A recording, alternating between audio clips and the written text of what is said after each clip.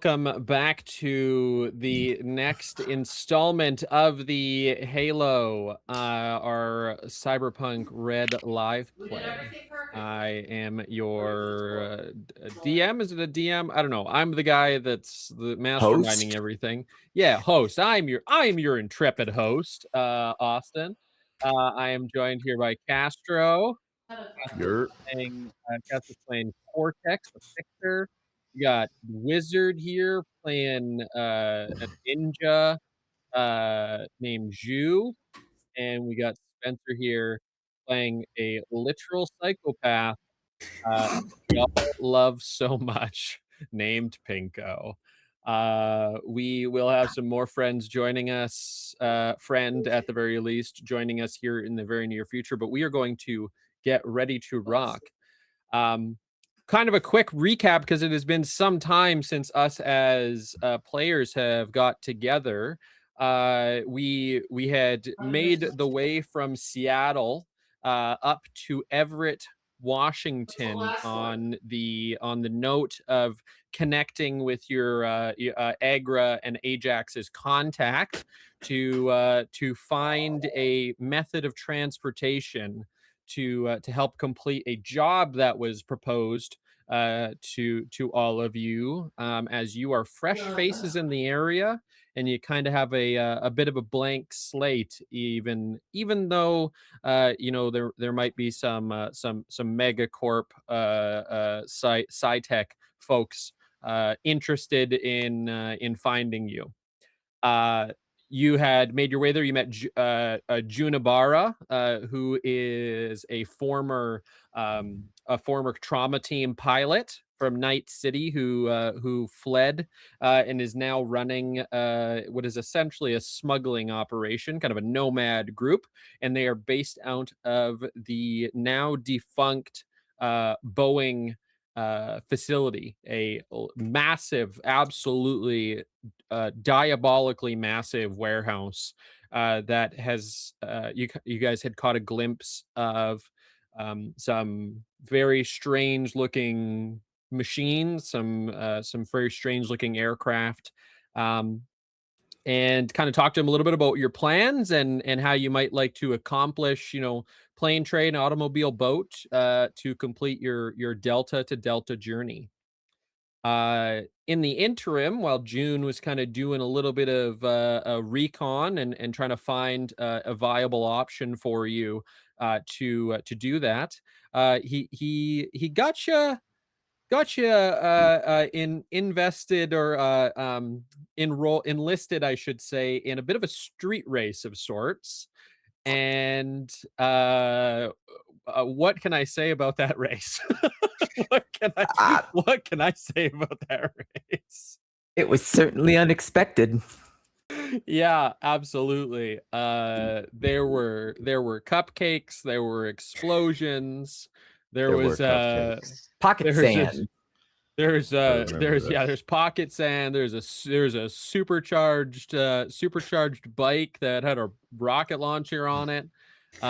And I think for the first time in recorded history, a bike won a street race by going backwards across the line. Um, and If I remember yeah, correctly, it was flying across the line. it was flying backwards across the line under its own power, I should add. And yeah, that was a little Grant Howitt one shot that we had done, which is we need to play that one again. That was so much fun. And that's kind of where we left off. So anything else that kind of any other kind of details for your individual characters that you might remember, any other kind of things that you wanted to touch on that I didn't quite cover? So, am I allowed to bring up the thing that you sent me, or I'd like Hey, to? yeah. I mean, if you guys don't have anything else to add, yeah, we can absolutely kind of start right off where we had ended, which was the end of the race.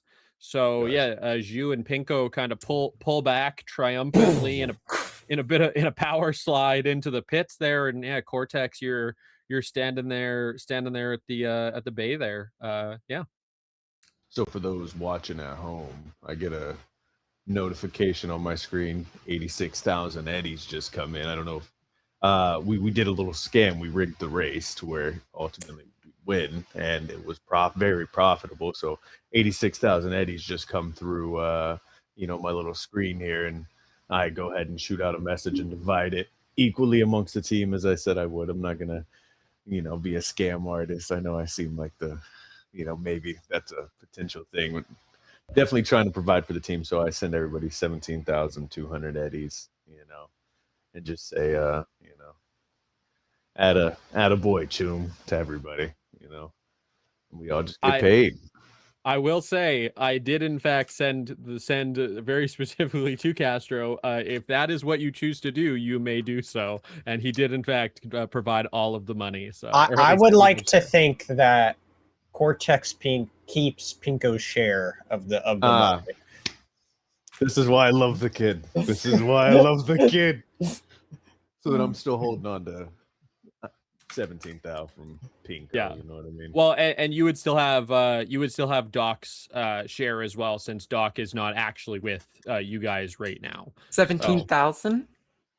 $17,200. I think that's 86,000 divided each Close way. enough. Yeah, it'll work. It's good enough. It's a shitload of money. Yeah. Enjoy.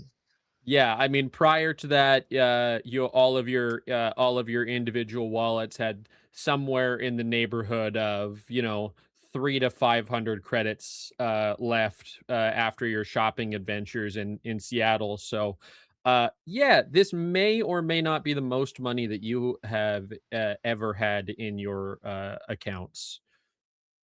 It's definitely the most since we've arrived in Seattle.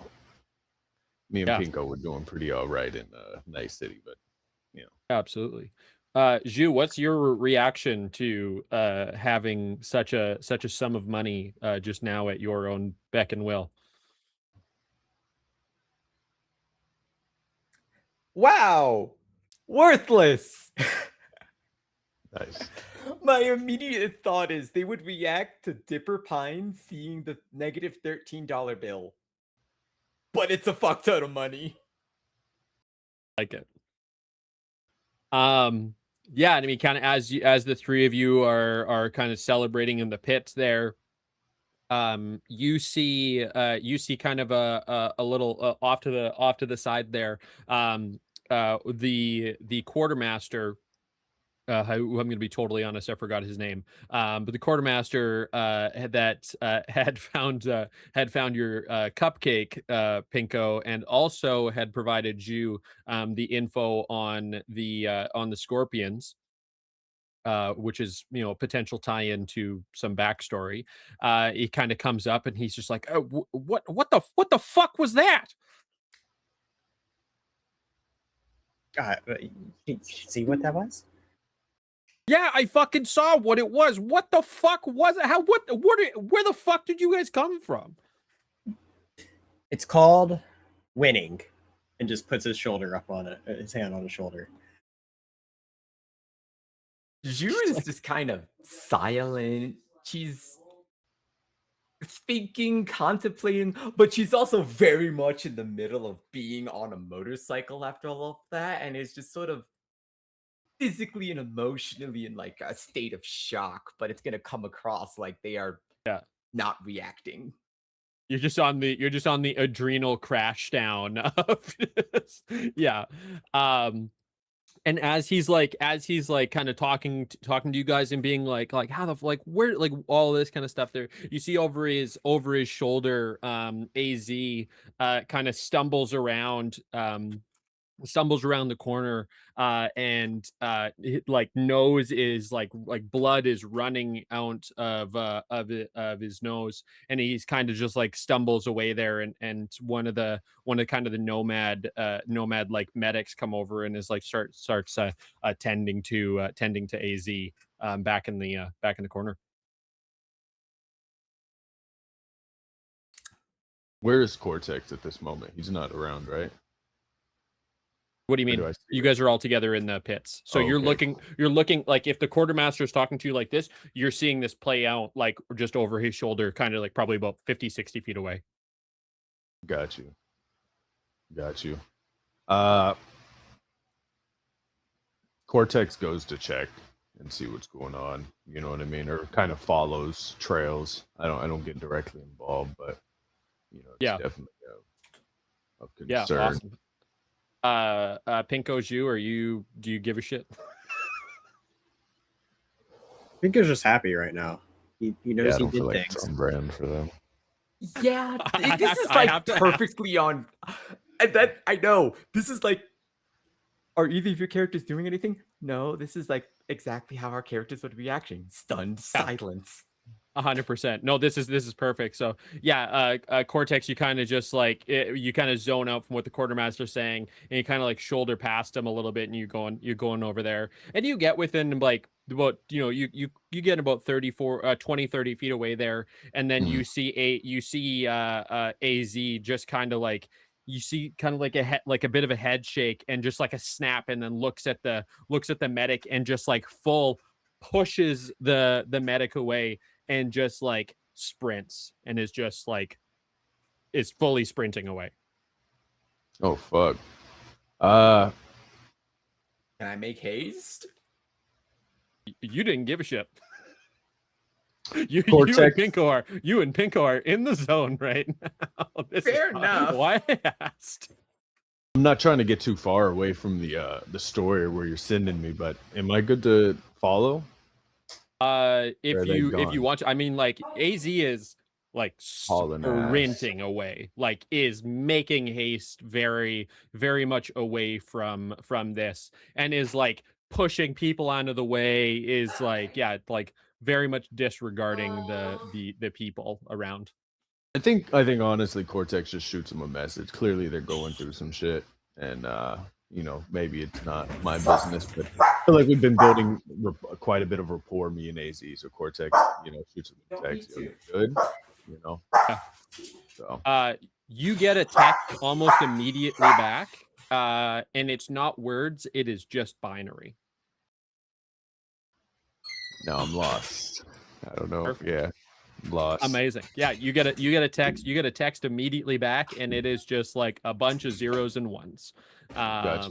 And yeah, AZ kind of disappears off into the crowd there. The quartermaster like doesn't really seem to pay a whole lot of mind to any of that. It's kind of removed from him, and and he kind of like looks back at you. He's like, get over. Like, I'm trying to talk to you guys about like this is not a you guys did not make a good situation for yourself. Get the fuck back over here.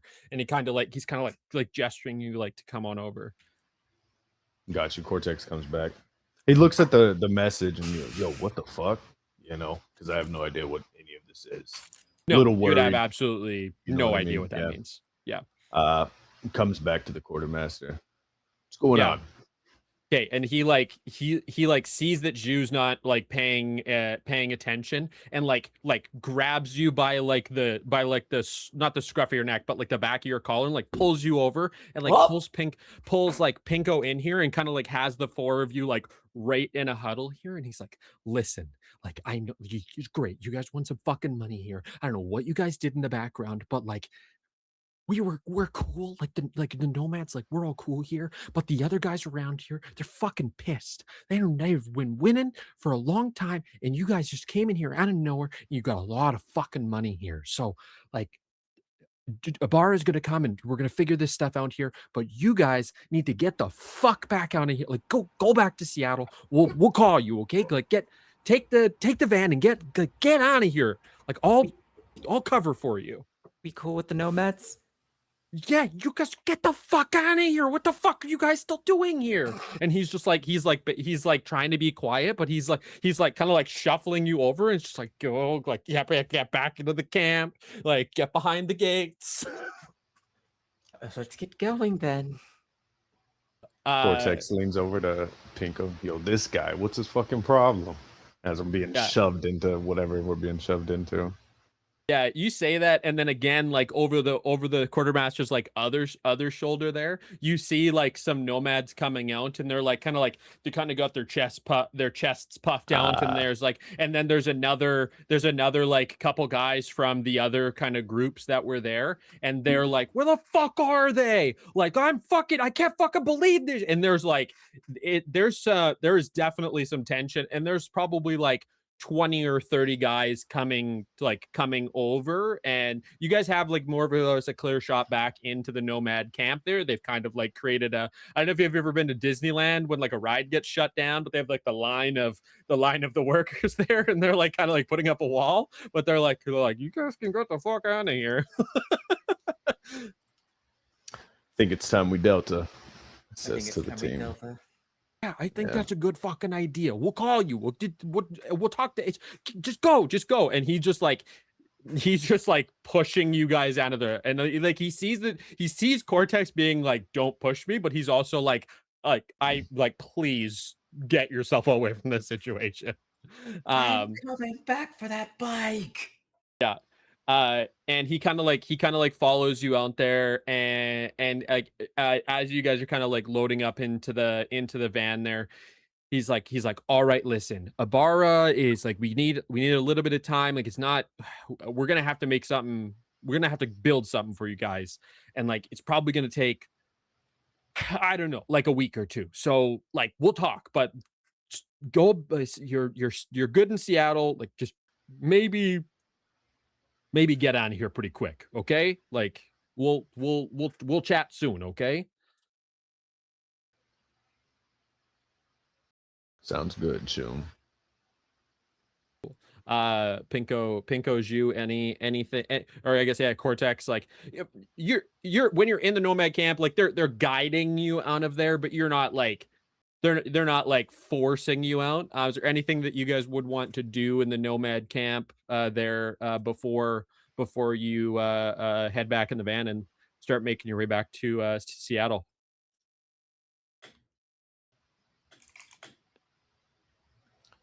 I think Cortex wants to take something with him. Something for safekeeping.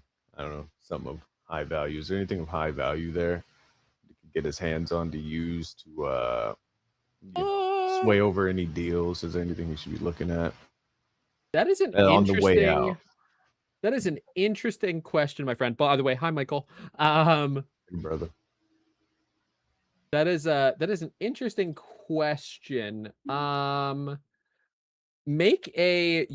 have trading as a roll. Make a trading roll. That's be a D10 plus 11 to your skill. Let's just see what you get. D10.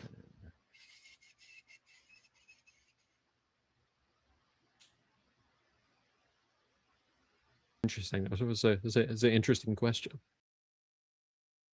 Got a 10. You got a 10. Okay, roll it again. All right. Clear. 6. We can't hear you, Michael. 10 and a 6. Okay, so you got 16 plus 11, which is a shitload. That's 27. You see that there is a you see like a control deck for like a vehicle. Sort of like it'd essentially be like like a computer unit for like a vehicle, and you see it next to like one of like the military trucks. So if you wanted to just grab that on the way out, you could. I mean, it'd be in Cortex. I got a big jacket. Can I just? I think that it would be quite feasible that in the haste of all of this, that you could find a moment to swipe that, especially given that roll, you'd be able to scope that out and be like, yeah, I can. Yeah, so you have a like computer unit for like essentially a tank. I definitely swiped that. My last concern is leaving Alex. I mean, I know it's hectic and everything's going on. AZ, everything's going on, but is that definitely something again? I guess I shoot one more text to see like, yo, we're leaving. Where you at? You get another message back really quickly, and for clarity, you saw Alex run back into the nomad camp, and this camp, just again as a refresher, is massive, and so you don't necessarily know where they went in the crowd or whatnot, but you get another text message back very quickly, and it is it's not binary this time, but you like it's somewhat nonsensical. Like there's some words in it, but like it doesn't really mean anything to you. Um and uh and yeah, I mean like kind of in the haste here, I mean they're kind of just doing their seems like they're doing their thing. So Got you. um That's I'll definitely how say I that take it. Like yeah, obviously they got their own I'll stuff say going this on. out of character. It's primarily because Zeph isn't here, but like you Got aren't you. doing Yeah, anything wrong by leaving Alex behind. Yeah, for sure. We showed up with yeah, 4. You know what I yeah. mean? Like we're leaving Hey, with Correct. so 3. Yeah. can you guys hear me now?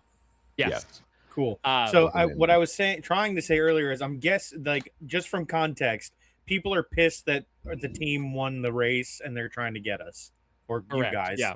Yeah. Okay. And then just for a refresher, Doc is still in Seattle, but the team Right. here is now like on their way Gotcha. back to Seattle. So, Right.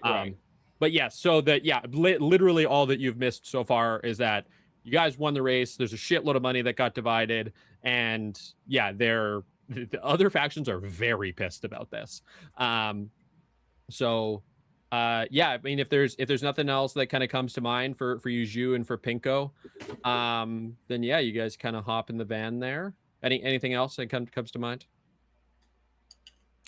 You would want to see if any tattoos catch her eye. Tattoos. Ooh, great question. Do you have Streetwise? Do you have Streetwise as a skill? Let's see. I think it's a cool skill. I'm not trained in it, but my cool is +4. I feel well. What do you think that might be? I guess what is it that you're trying to that Zhu would be interested in?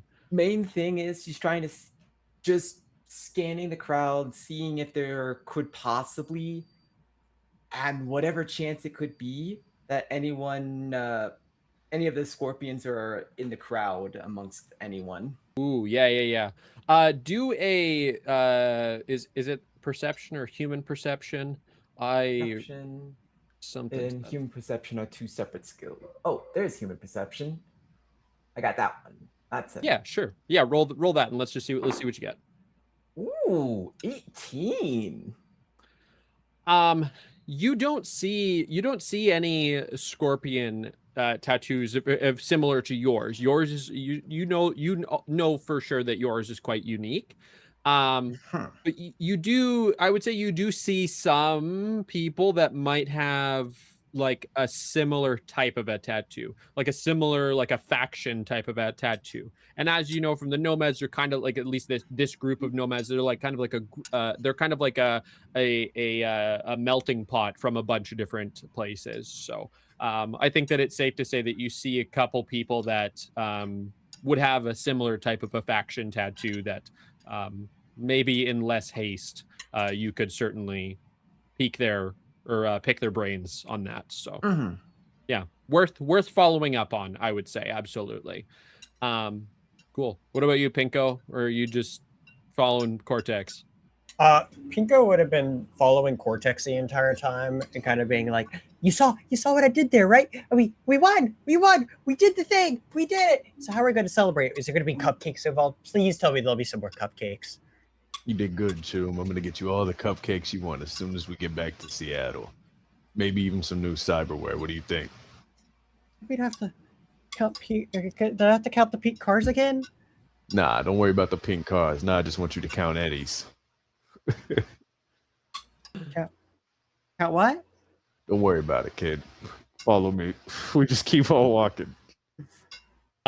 Awesome. The three of you load up into the van, and with Cortex behind the wheel, you all start speeding away back down the highway, and on the way back to Seattle. And as you are passing, you kind of pull out of the Nomad facility, and you're passing by that other warehouse that you had noted with the letters NME on it, and you see a man in a very, very sharp suit standing out front, and he's kind of just got his arms crossed like this. He's got sunglasses on, so you can't see a whole lot of detail of him, but he's absolutely watching the three of you leave as you speed back down the highway.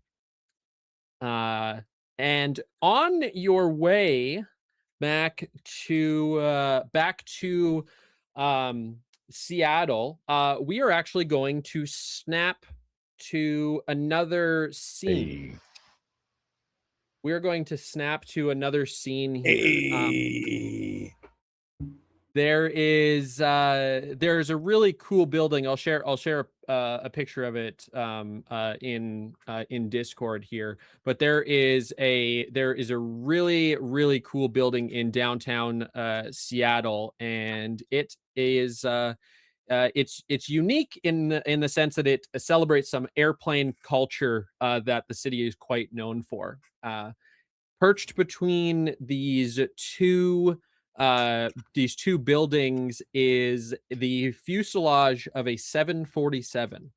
It is suspended about 20 feet off of the ground, and has certainly seen some better days. It's got bullet holes. There is fences and stuff like that up around it. A lot of people kind of hiding out there. But there is some individuals that have taken up space in the fuselage of this plane in a place that is very aptly called, or at least nicknamed, the fuselage. And we see a familiar face that is darkening the door of the fuselage. Blue, why don't you fill the? Well, actually, hold on, Blue. Do a quick mic check for me. Yeah. Perfect. Okay, why don't you paint pictures to these folks of what they see as you're walking in the door. The fuselage is a bit of a dive bar, so he's definitely fits in after disappearing. You said about a few days ago. Yeah, it's been like about a day and a half in game time. So in the day and a half game time that he has not been visible, he has very obviously not necessarily been taking care of himself. He walks in the clothes that he was wearing when he got off the Halo, still looking frazzled from all that happened, and he very quickly, with very little fanfare or gazes from the other guests, walks to the bar and goes, "Hey, Dick." And the man on the other side of the bar, he's washing a glass, and he turns over looking. He's like, "Holy shit, is that you, Duke? Oh my god, I haven't seen you in a fucking... What the fuck are you doing here?" I have some business in Seattle. You got business in Seattle? Oh shit, well, we gotta catch up on that. Okay, come on. The first round's on me. Come on, pull up a chair. So he'll oh, go ahead. Oh no, I was just gonna say that the guy is like the individual at the bar here. He's like he's a very grizzled. He's probably was a pretty handsome guy once upon a time, but now he's got a pretty ratty coat on, and he's got a little bit of an unkempt beard, and he's the proprietor of this establishment, but only by happenstance. And yeah, he pours you a big pint and passes it along. It's a little cloudy, but He'll settle into the same stool he always ends up sitting at whenever he's here, which is very rarely before now, and sort of lean in, not conspiratorially, but like if anyone looks over, he wants to look like he's a lot worse off than he is. And he, in a hushed, sort of raspy whisper, says, "I think there's a conspiracy going on. Well, I know there's a conspiracy going on. I was pulled out of my investigation before I could make any progress. I need to. Find that trail. Yeah, fine. There's trail.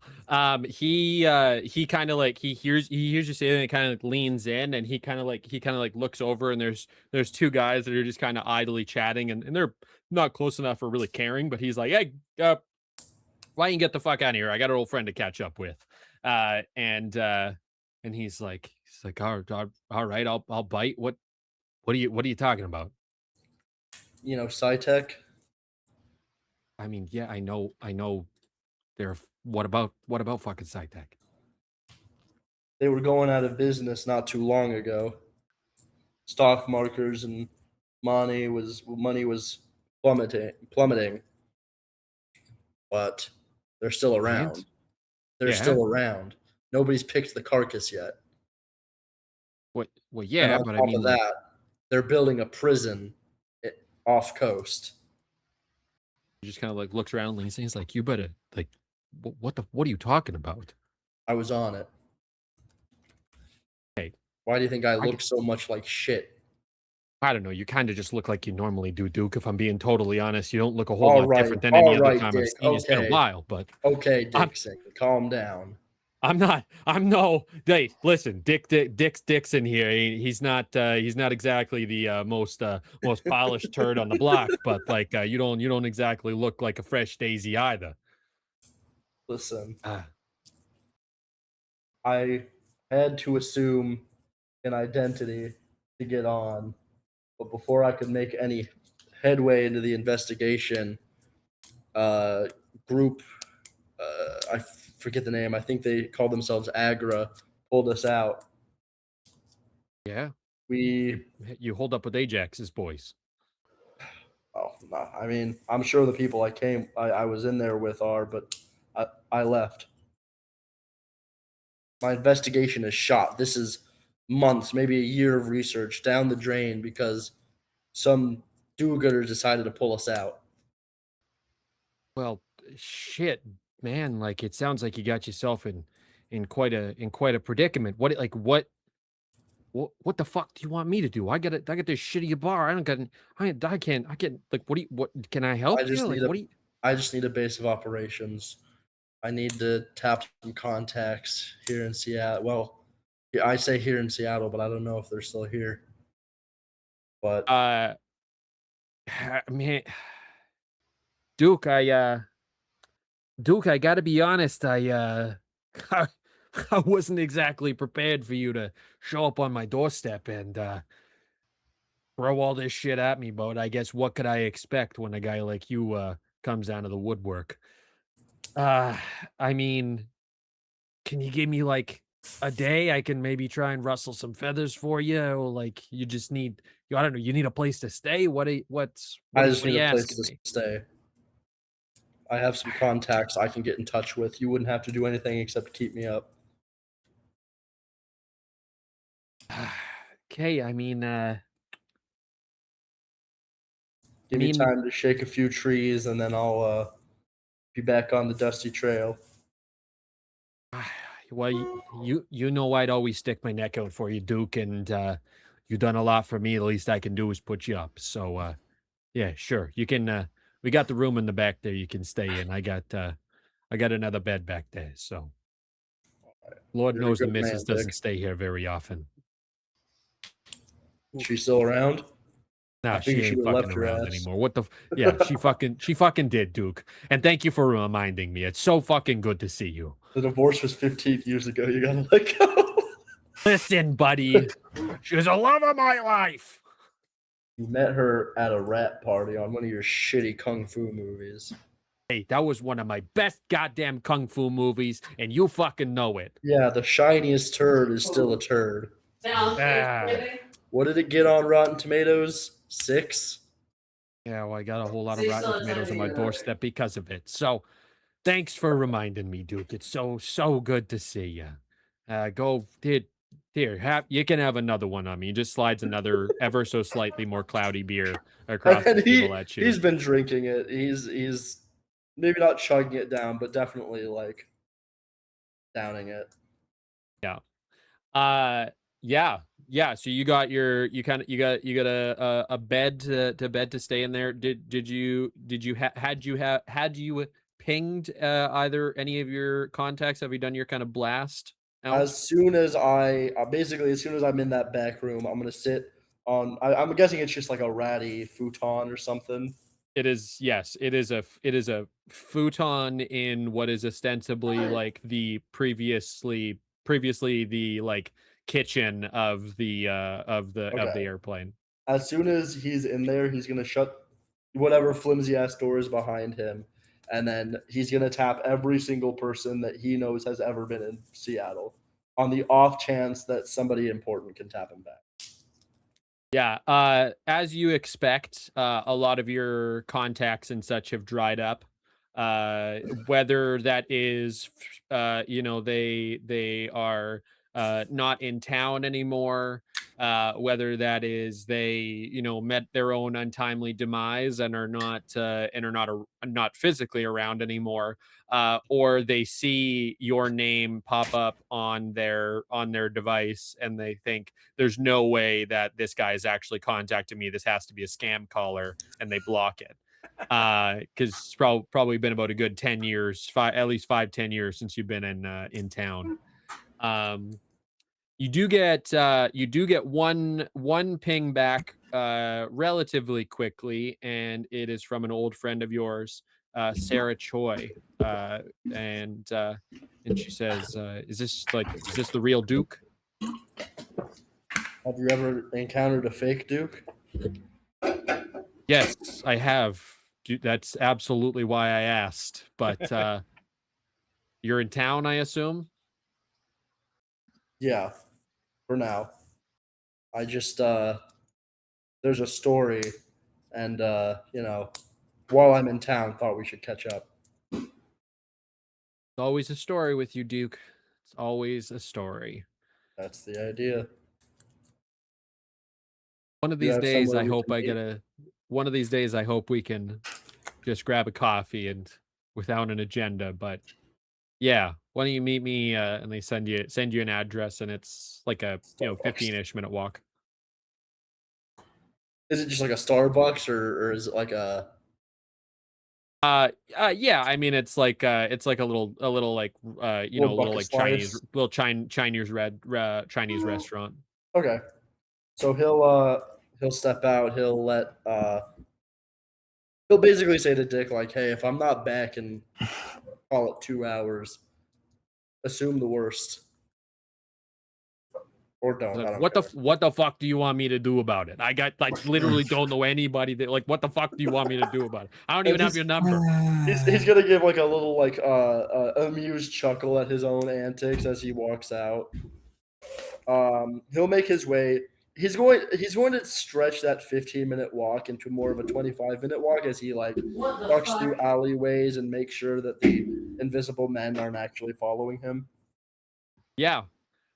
You don't see anybody following you. You make your way over there, and we will snap back to you here in a moment. I'm just gonna quickly snap back to the group there. The bartender So was giving me major Steven Seagal vibes. that's 100% the vibe we were No, going. yeah, It's that and, like- absolutely like no joke. Let me If go I to had Hero to- Forge. Yeah, Good job. like, Good legit, job. yeah, Blue. You can share the Hero Forge thing that you made into the It's Cyberpunk channel. Johnny Cage, Steven Seagal, ex-action hero turned fading star turned bartender. Yeah. The Steven Seagal as a cop. I don't know if you guys ever remember watching that show, but it's this, but like it's the like third iteration of that version of Steven Seagal. Oh my Yeah. god. Okay, you guys all get back to Seattle and pull into the Agra warehouse there, that you had all, the greenhouse, sorry, that you had all kind of been at before. And the doc is there. Doc's been doing some work on some people for Agra, just kind of doing some tune-ups, some check-ins and whatnot. just kind of helping out since they haven't really had a great medical team to support the group. So you see Doc chilling there in the aggro warehouse as the three of you walk in.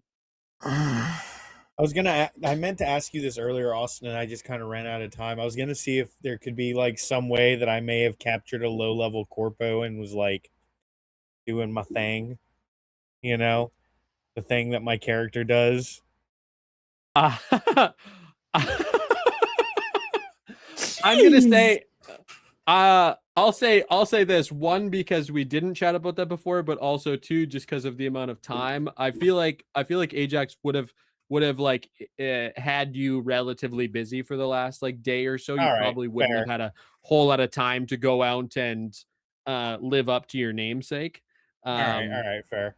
So yeah, I mean, like you're kind of buttoning up one of the net runners that they have, doing some work on him in one of the chairs as the three of Pinko, Zhu, and Cortex come back into the warehouse.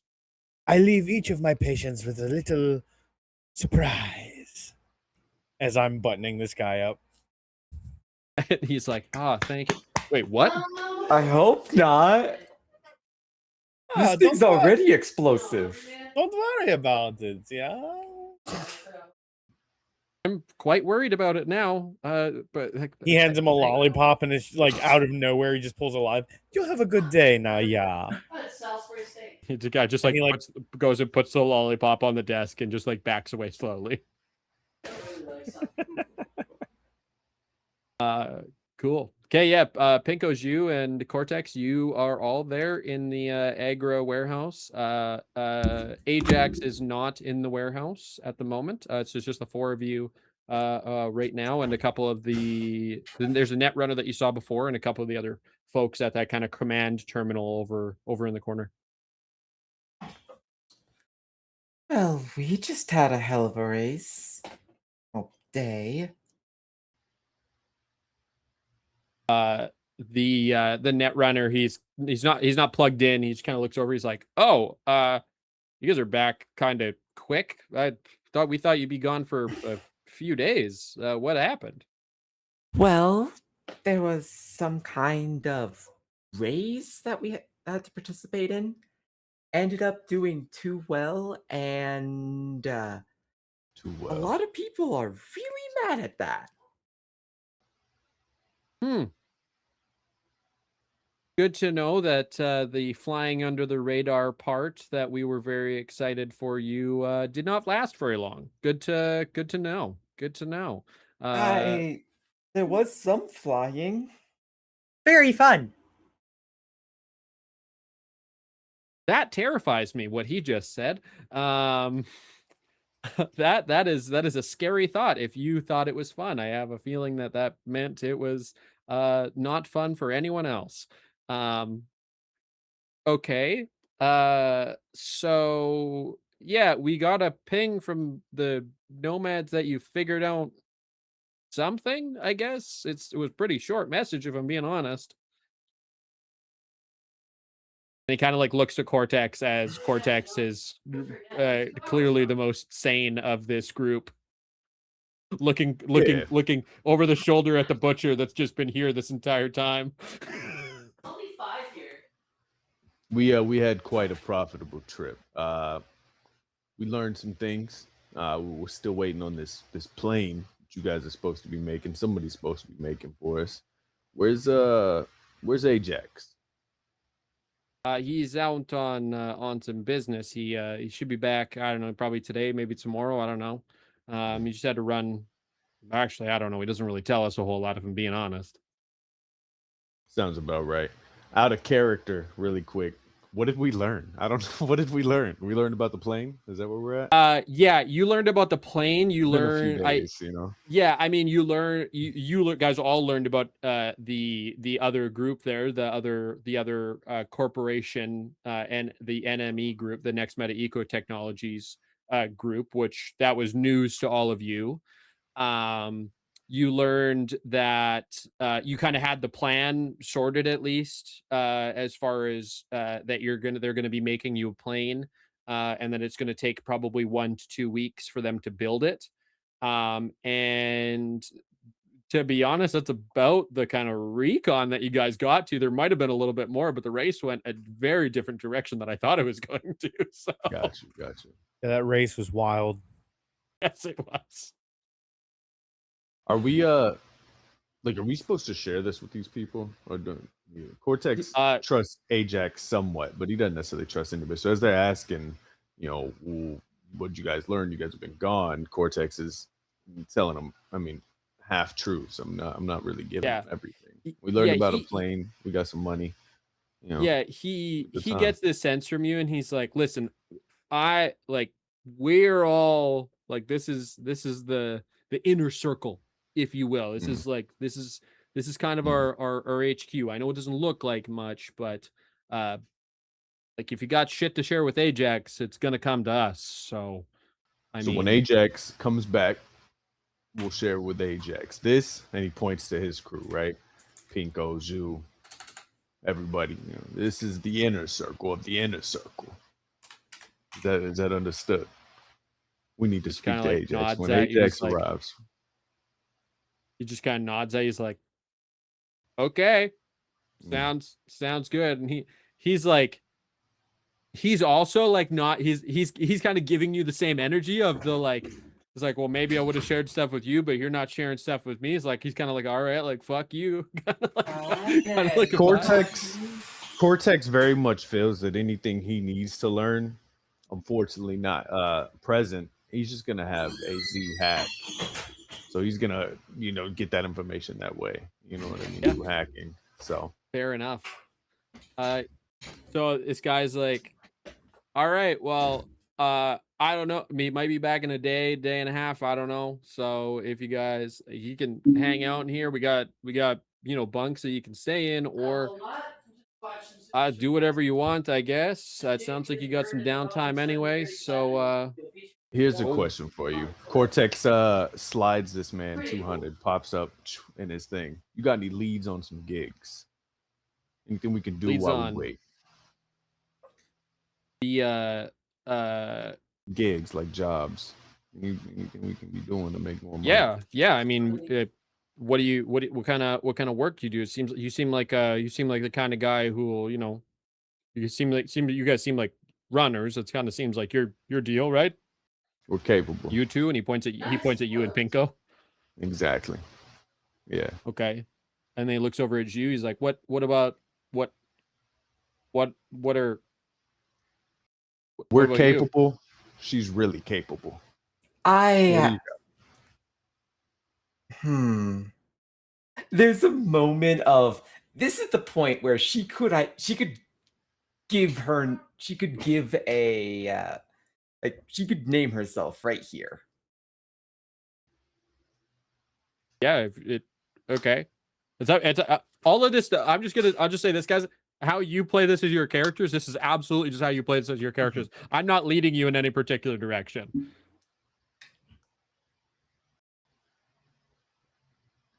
Fuck, I lost where I was.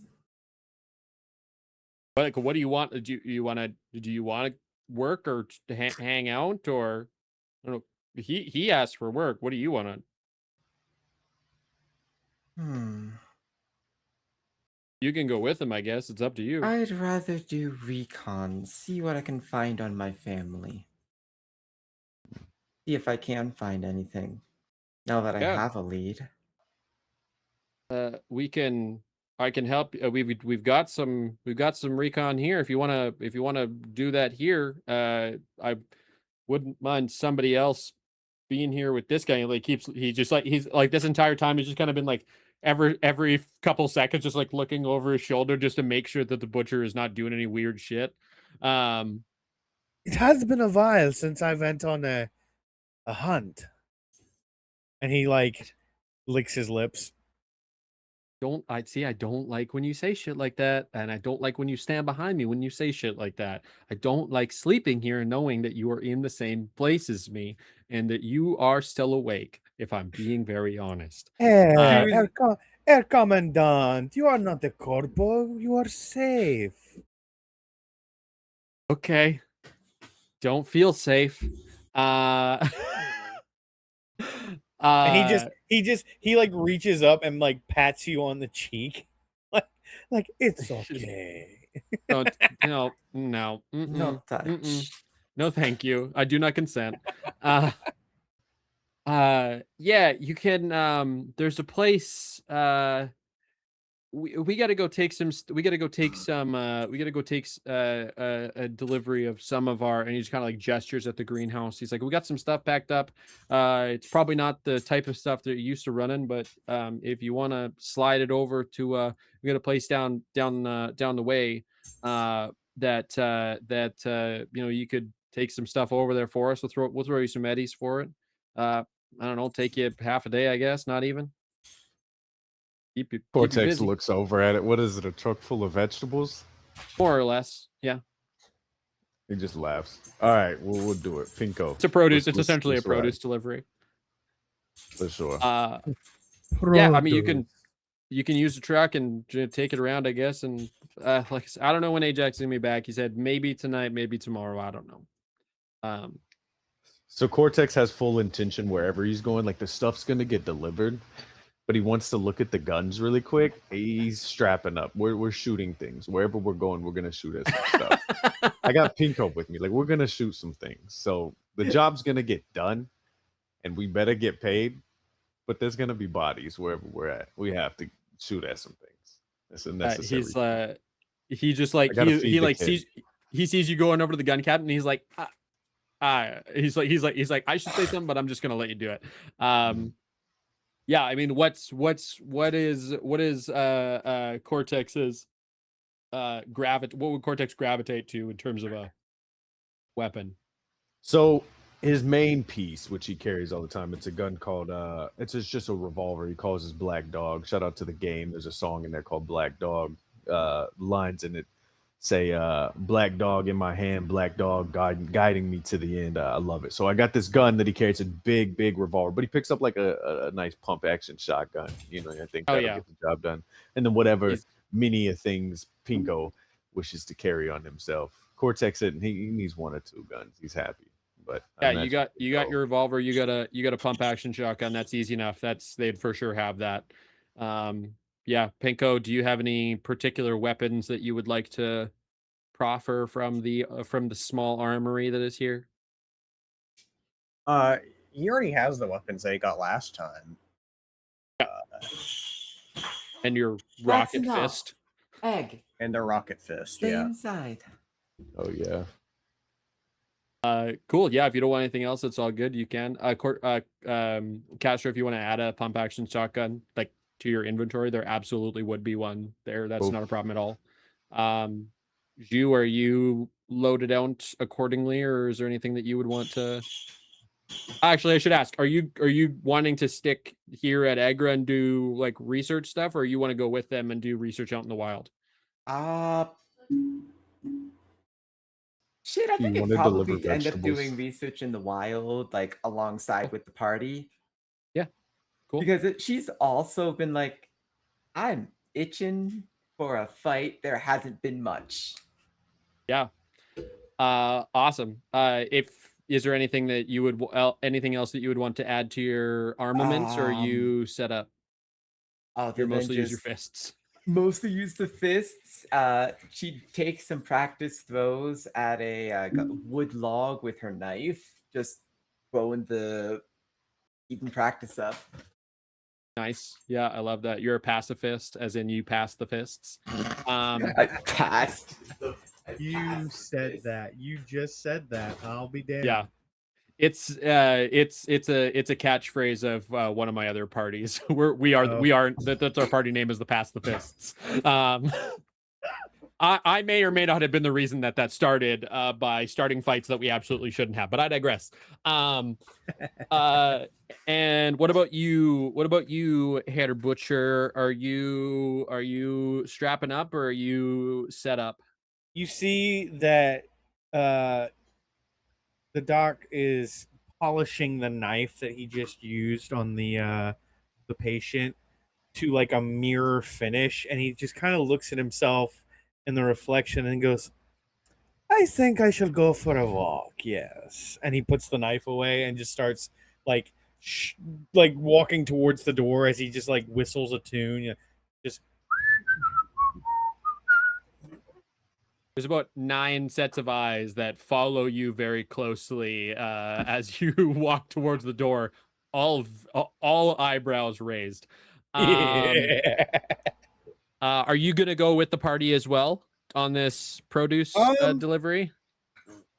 No, he's Or literally gonna go for a walk and just see if he happens upon like a low level Yeah. corpo out in the wild. Like if Perfect. he does, it's game over for that corpo. If he doesn't, it's a nice day. Incredible. Okay, sweet. So with the 3 of you going on a produce delivery, we're gonna snap back to Reality. our other friend as he is sitting at the table in this Chinese restaurant and is waiting for Sarah to walk in. And he's kind of what would you have ordered to wait there? Would you have ordered anything? Definitely drinks. Probably whatever tea they have that's the least amount synthetic material. Yeah. Just like the healthiest possible tea. And he's, maybe some like crab rangoons, some soup dumplings, just some like appetizers basically as he Dim waits sum. because he also hasn't eaten. Yeah. Yeah, I mean it's all sitting there and waiting, and it's not getting cold quite yet. It's still pretty warm, but the tea that you get is a lot fresher than you expected it to be, and it seems to be certainly not synthetic, which is interesting. And yeah, you're sitting there and waiting, and then yeah, Sarah comes and kind of sees you sitting over in a corner there, and kind of like peeks around to be like, is that Duke? And then like sees this and comes up, and he's like, what are you doing here? What am I doing in this restaurant, or what am I doing in Seattle? You Because know what I'm fucking asking, Duke? What are you doing in Seattle? Why are you here? Not that I'm there's not glad to see you. I should hope so. How's things at the corp? And he's gonna gesture for her to sit down across from him. Yeah, she just kind of takes a heavy sigh and pulls a chair out and sits down and kind of like gestures at the waiter, wait staff, and points at the green tea, indicating she'd want one as well. And she sighs, says, "Always business with you, Duke. It's fine. The Militech is fine. They're doing their thing. We don't have a lot to do around here. It's mostly just operations. Yeah, I don't know." And okay, the dog sounds are distracting. Could you say that last part again? I heard like it's Mil- mostly something. yeah, Militech is fine. We don't have a lot to do around here. It's we're kind of I'm in one of the satellite offices, as you know, so I don't know, it's just kind of operation stuff. Hmm. Business as usual. Yeah. And you'd say nothing too odd is happening with Militech as it stands? I mean, They're not gearing I up for anything? what do you mean gearing up? Making moves? Hostile I mean, takeovers or mergers, anything big? They're not planning to move further into Seattle?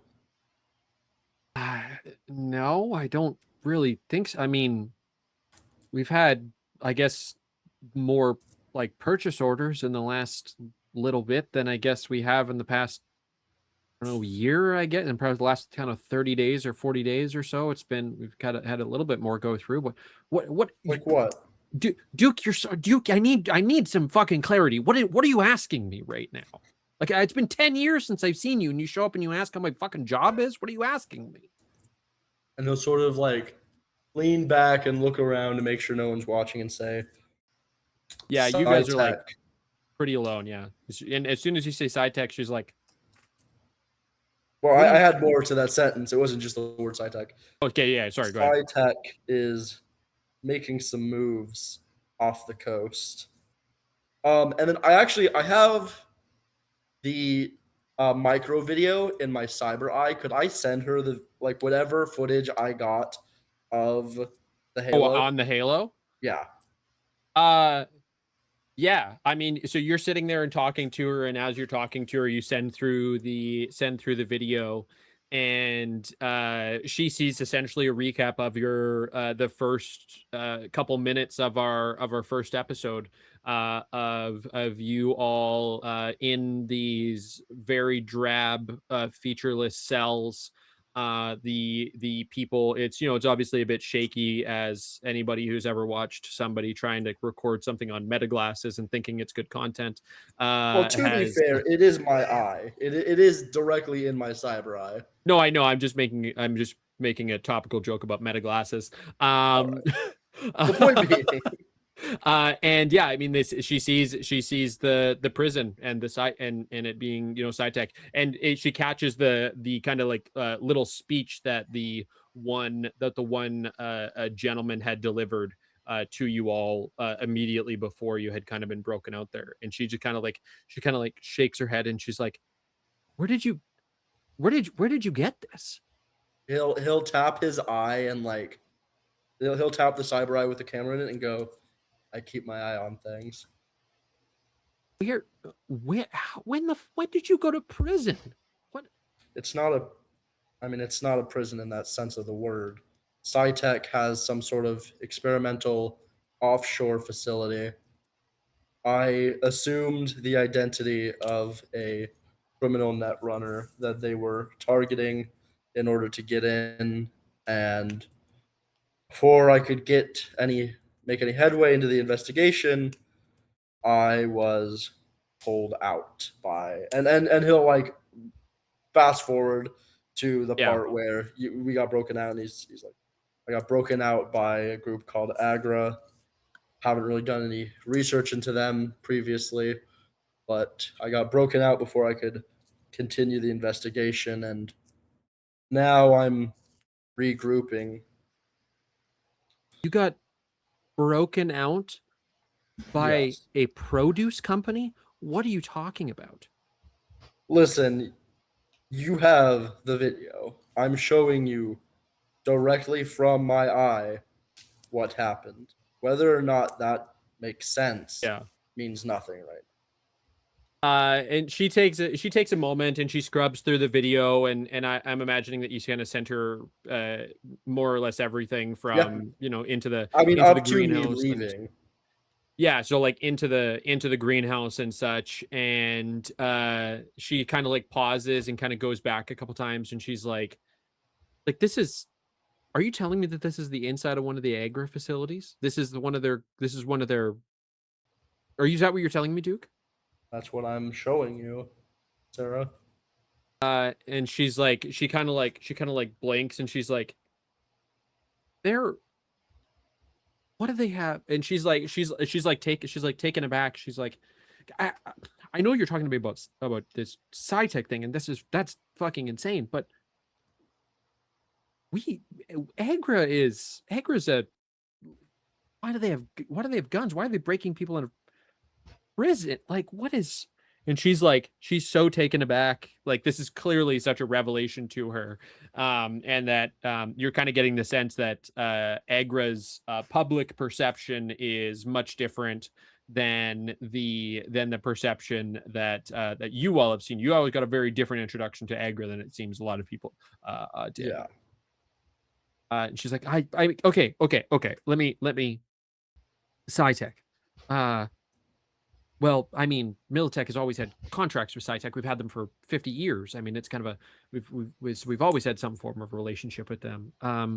So when you say more orders going out, where are they going? I don't sign the orders. They're my bosses sign the orders. I don't. You know that I don't have any sway there. I've been there a long time. That doesn't fucking mean anything. But let me and she pulls out. She's got like a work phone essentially, and she's starting to kind of putting through stuff. And she's like, yeah, I mean, I guess I don't really think anything about these, but I mean, I guess these are. Maybe this is CyTech. I don't know what it like. It's there's some like security equipment and there's some things like that. They usually make them though. What would they be? And she's kind of like sitting there and she's kind of like tapping her chin. And yeah, she's just like kind of quiet for a second. And she's You really don't think that if given the opportunity, they would use Militech equipment for their prisons? well, I mean, why wouldn't they? Exactly. Shit, Duke. What? Never come to me with a small problem. You never. I don't believe in small problems. Yeah, I know. That's how you ended up where you are, isn't it? That's not very kind of you. Well, she just like gestures like, here we are. Yeah, no, he knows. He's taking the piss. And she's like, and she's kind of like she's like kind of like thinking about it, and she's like kind of thumbing on some thoughts there, and as she's like about to kind of talk there, the front door of the restaurant opens, and you see Pinko carrying like fucking six crates of fucking food into there, and yeah, you see, so Pinko, you've got an armful of crates of vegetables and such from Agra, walking in through the door, and yeah, Cortex and Zhu, you are walking in there with them. Delivery of mostly uneaten food. Mostly uneaten food is great. Did you eat the yeah. carrots? I told you not to. Do we see him sitting there? I would like to like take a menu or my hand or something and just. You're gonna make a stealth check. Okay. I'm gonna make you make a stealth check. Can I make a perception check? You can absolutely. I was waiting for the first person. Well, I guess yeah. Cortex, you and Zhu can both make a perception check because I feel like you two would actually be paying attention to people in the restaurant, and Pinko would not. There is food within his face. So Which one am I rolling? 23. You got a 23 on stealth. It would be, I believe it is just, it would just be a regular perception roll, I believe. I think. Am I rolling the D20? Is it? No, always D10, unless D10, it's gotcha. yeah, unless it's damage D6. for your weapon. But yeah, you got a. Well, what did you get? Sorry, Zhu? I got a 7 with a plus 11. Okay. You got a 10. Rolled a 10. You rolled a 10, and then what's your perception? Oh, you okay? Actually, you got to roll another 10. Yeah, roll it again. If you, there is a exploding dice element of Cyberpunk, which I entirely forgot before the last time that we had played. So if you roll a 10, you roll it again. Got you continue to add it. I got double 10s, buddy. Okay, well, you already got a 30 because you have a plus 10 in that. So that would in fact beat a 27, which is crazy. 23? Well, yes, it's more than that. So yeah, you see a guy sitting there with a menu up beside his face, but you are perceptive enough to see the entire rest of the person that is around the menu that is very clearly the individual that you will know as Caleb. Got you. Cortex dramatically, because he likes to make a scene, drops the veggies he's carrying, makes a loud noise. What do we have here? He's going to let out this. Oh, God. Starts walking over the table. So I don't have a lot of cybernetics, but I got the basic stuff. Can I do a scan of the lady he's with? Yeah. Just so I Yeah, can see who the absolutely. fuck she is. I Yeah. scan her. See who she is. It's it comes up Sarah Choi. She's a mid-level manager kind of type from Militech. Hmm. How you been, Caleb? I see you sitting down with Militech. What you been up to? We ain't seen you in a while. Yeah, about that. Care to tell me why you're talking to Militech after we just First got of bailed all- out of prison? First of all, I'm not talking to Militech. I'm talking to my acquaintance Sarah, my And then friend. Sarah just kind of like looks at you with her eyes raised. She's like, Caleb, friends of So yours? Cortex also does the same thing because he thinks, Caleb, points back at her. What are we doing? technically, so Caleb. I was gonna say, sorry, just very. I was has gonna no say, clue that they. yeah, I was just gonna say for context and just as a reminder, Cortex, you got the message from AZ that Caleb McCarthy is dead in Night City. That was the last you guys heard Atlantic City. of Caleb. Got you. Okay. Or Good yes, to it know. was. Yeah, Caleb McCarthy is dead, or was like died like 2 days ago. In Looking Atlantic City. looking pretty alive here, man. Last we heard about you, you were you were dead.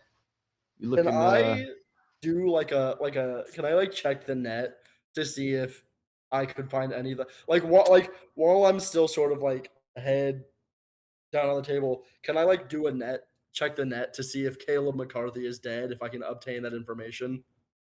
You could, if you do like a quick scan on it, like in the seconds that you would be in this, there is no news articles that are out on the main channels. There is nothing like that that would come through just on main channels. No, you wouldn't be able to find any information on that. while he's scanning, again, a scene. Cortex loves creating them. Hey Pinko, look, I found a ghost. It's your old friend Caleb. Come here, get a look at him. As he's holding his little red shield. So he, Bingo's gonna come over, get a good look at him, and go, "Oh, remember him. Who's this?" This is a dead man walking, Pinko. You ever seen a dead Dead? man walking? Look at him. Back No, from the because dead. I kill the dead, or I make people dead and they die. You make people dead and they die. Well, what about dead people that's still alive? Do you make them dead as well? Duke's gonna What do you look think, up at Caleb? Sarah and Pinko's go, gonna I pull think out my cover story may have gotten found. Pinko's gonna pull out his gun and he's gonna be like, "We can test it." Hey, Yes. Point it he's, right he's at him. gonna stand and like put his hand up and say, hey, let's have a discussion about this before you shoot anyone. Yeah, one of the staff from the establishment comes out and just like, hey, no guns, put that down. Why are you dropping our vegetables all over the place? And it's like there's like people that come and start taking the crates to the That's Sorry, what I go ahead, wanted Stu. to be doing. I wanted to, while they were doing that, doing I that? wanted Okay. to be just the single person picking up an unreasonable amount of crates for a single person Yeah. to be carrying. Yeah, you got like 5 in one hand. Pinko had 6 in 2 hands. Yeah, nice. I have 5 in one hand and I'm still looking for more. Yeah, just like no, you don't need to do that. And it's like taking them off of the top of your stack, like that. Over here, please. And it's like shuttling into the back. Can I have a tea? She's just very delicately balancing this hand. Yeah, Sapling? sure. Yeah, goes to get you a tea. Cortex pulls out the chair and pulls out his revolver and sits down at the table. Let's have this discussion. He has it pointing slightly at Caleb. He's not, you know what I mean? He's not gonna shoot it at anything. He just has to sit there. In response, is going to pull out his own. Oh, actually, no, he doesn't have a gun. Never mind. Does Sarah have a gun by any chance? He pulls out his journalistic pen. No, he has The pen is mightier than the gun. I changed my mind. I forgot that I don't have a gun, so I'm going to listen. There's an explanation for this, and he's going to basically send Cortex his like digital business card. Basically, just like a link tree is what I'm imagining. Is that it's like this is who he is, this is what he does, this is his contact, and then like from when he was a newscaster, old stories that he did. But then near the top would be like more investigative journalist pieces after he was fired. Because my name is not Caleb McCarthy. It's Duke McElworth. I'm an investigative reporter, and in the process of writing about the Halo, I assumed a fake identity in order to get aboard the Halo. And in the process, obviously, you were there, we were broken out, and my investigation was stalled. So while I had a chance to sneak away, I left to, and he'll gesture to Sarah, talk to some people that are more in tune with what's going on in Seattle in order to continue my investigation. And as you gesture to Sarah, Cortex, you feel a barrel pressed very firmly in between your legs, and she's like, "Yeah, so we're friends here, okay? I don't think the guns are necessary." Cortex slowly starts to pull the gun back. Hey. It was What are we never my doing here? intention to mislead you people. And he'll look up and notice that not You everyone. people. I Shut was up. waiting for that from somebody.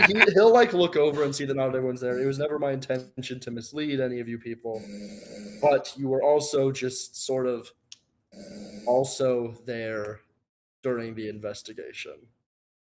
So you're a journalist. I'm a journalist. I used to work for a major news outlet. I sent you my information. I was writing puff pieces, and I was a face on the TV that told you corporate propaganda, and I started to push against it because I wanted people to know the truth, and in the process, I got shit canned. Now I do my own investigating. Fucking journalist, huh? Yeah, Look at that, Pinko. We got a writer here, my man. He's good with the pen. He writes books. He writes stories. I don't That means write you got books. information. I have Got a some lot of information, but I'm also trying to obtain more, which is why I'm here meeting with my friend. So your arrival on the Halo is different than our arrival. Yours wasn't just a happenstance. You put yourself there, is what you're telling me. I got word on some forums that, or just through means that I don't think are available anymore, that they were going to target the netrunner Caleb McCarthy, and it just so happened that he operated in Atlantic City and kind of sort of looked like me, and I took an opportunity to put myself in a position where I could continue my investigation. Duke gets his intel from 4chan.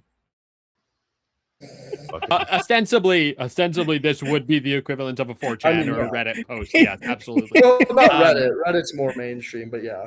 I will if you didn't see it, Blue. Sarah did send you a private message while I did this not see chat that. was going on. And as you're kind of checking that, she's like, listen, His face drops. The color leaves his face. listen, Duke, it's been real nice catching up. I was just about to ask It's the that. dog. Is it the dog? Yeah. Duke, That's it's amazing. been real nice catching up. Respectfully to all of you, I don't want to know any of your names, and I think that it's probably best that I am not seen in the same room as any of you, given some of the conversation that is happening right now. So respectfully, Duke, let's maybe chat soon. And she's just gonna like I'll be seeing you, Sarah.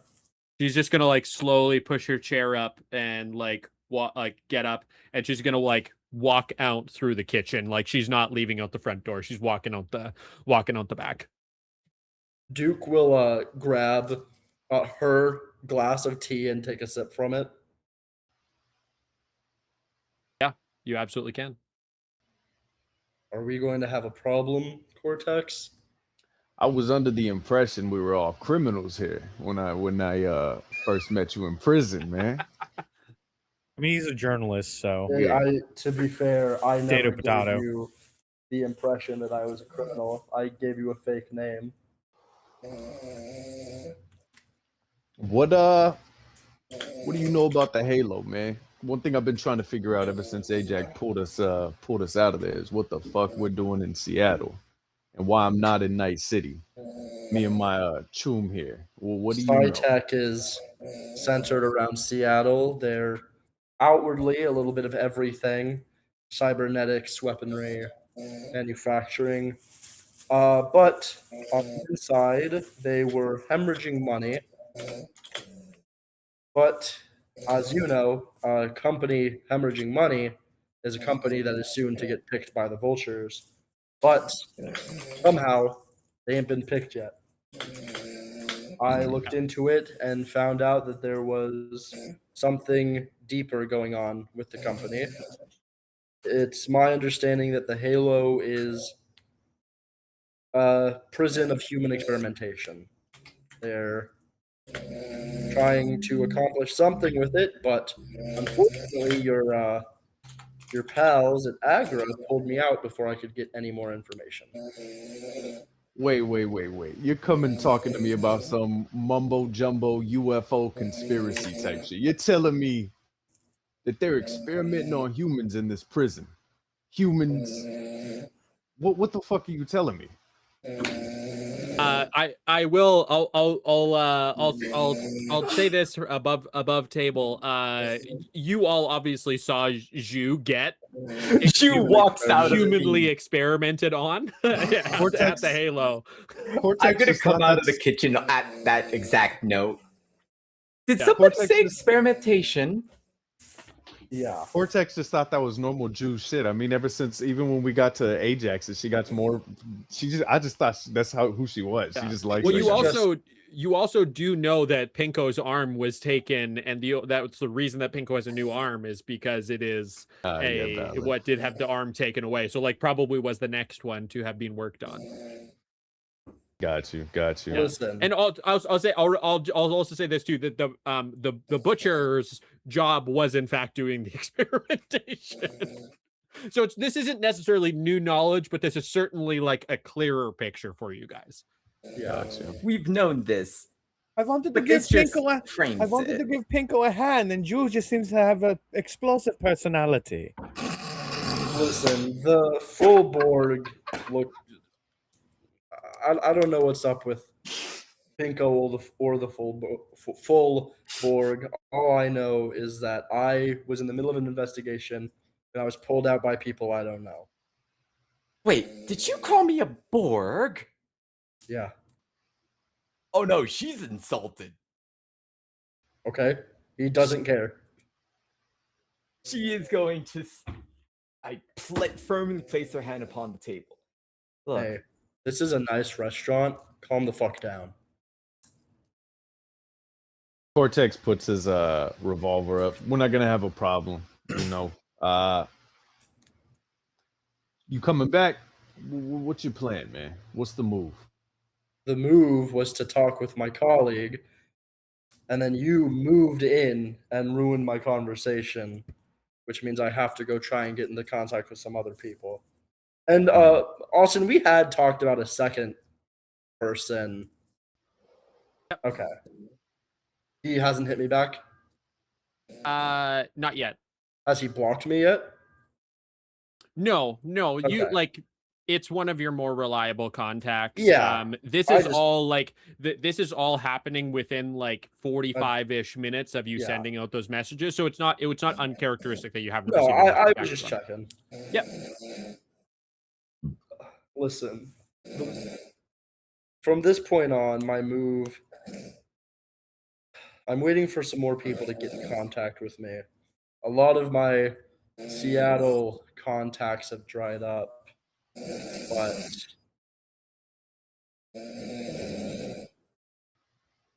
I wish I could sleep that hard. Holy moly.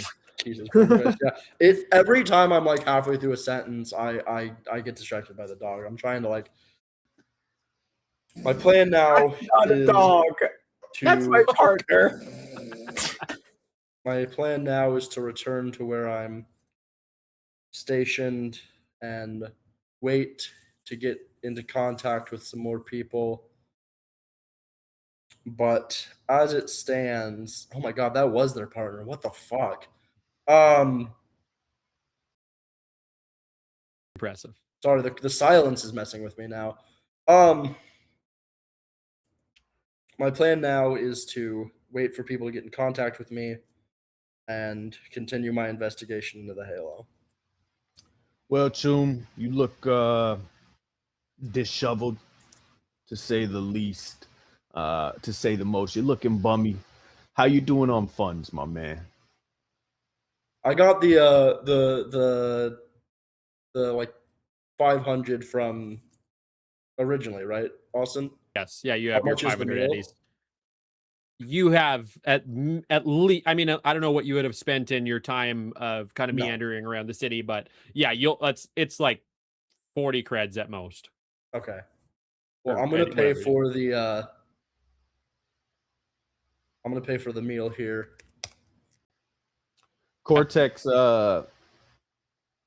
shoots over like 5,000 over to Jesus you know Christ. this kid here. Hey, this is for messing up your little Militech date, man.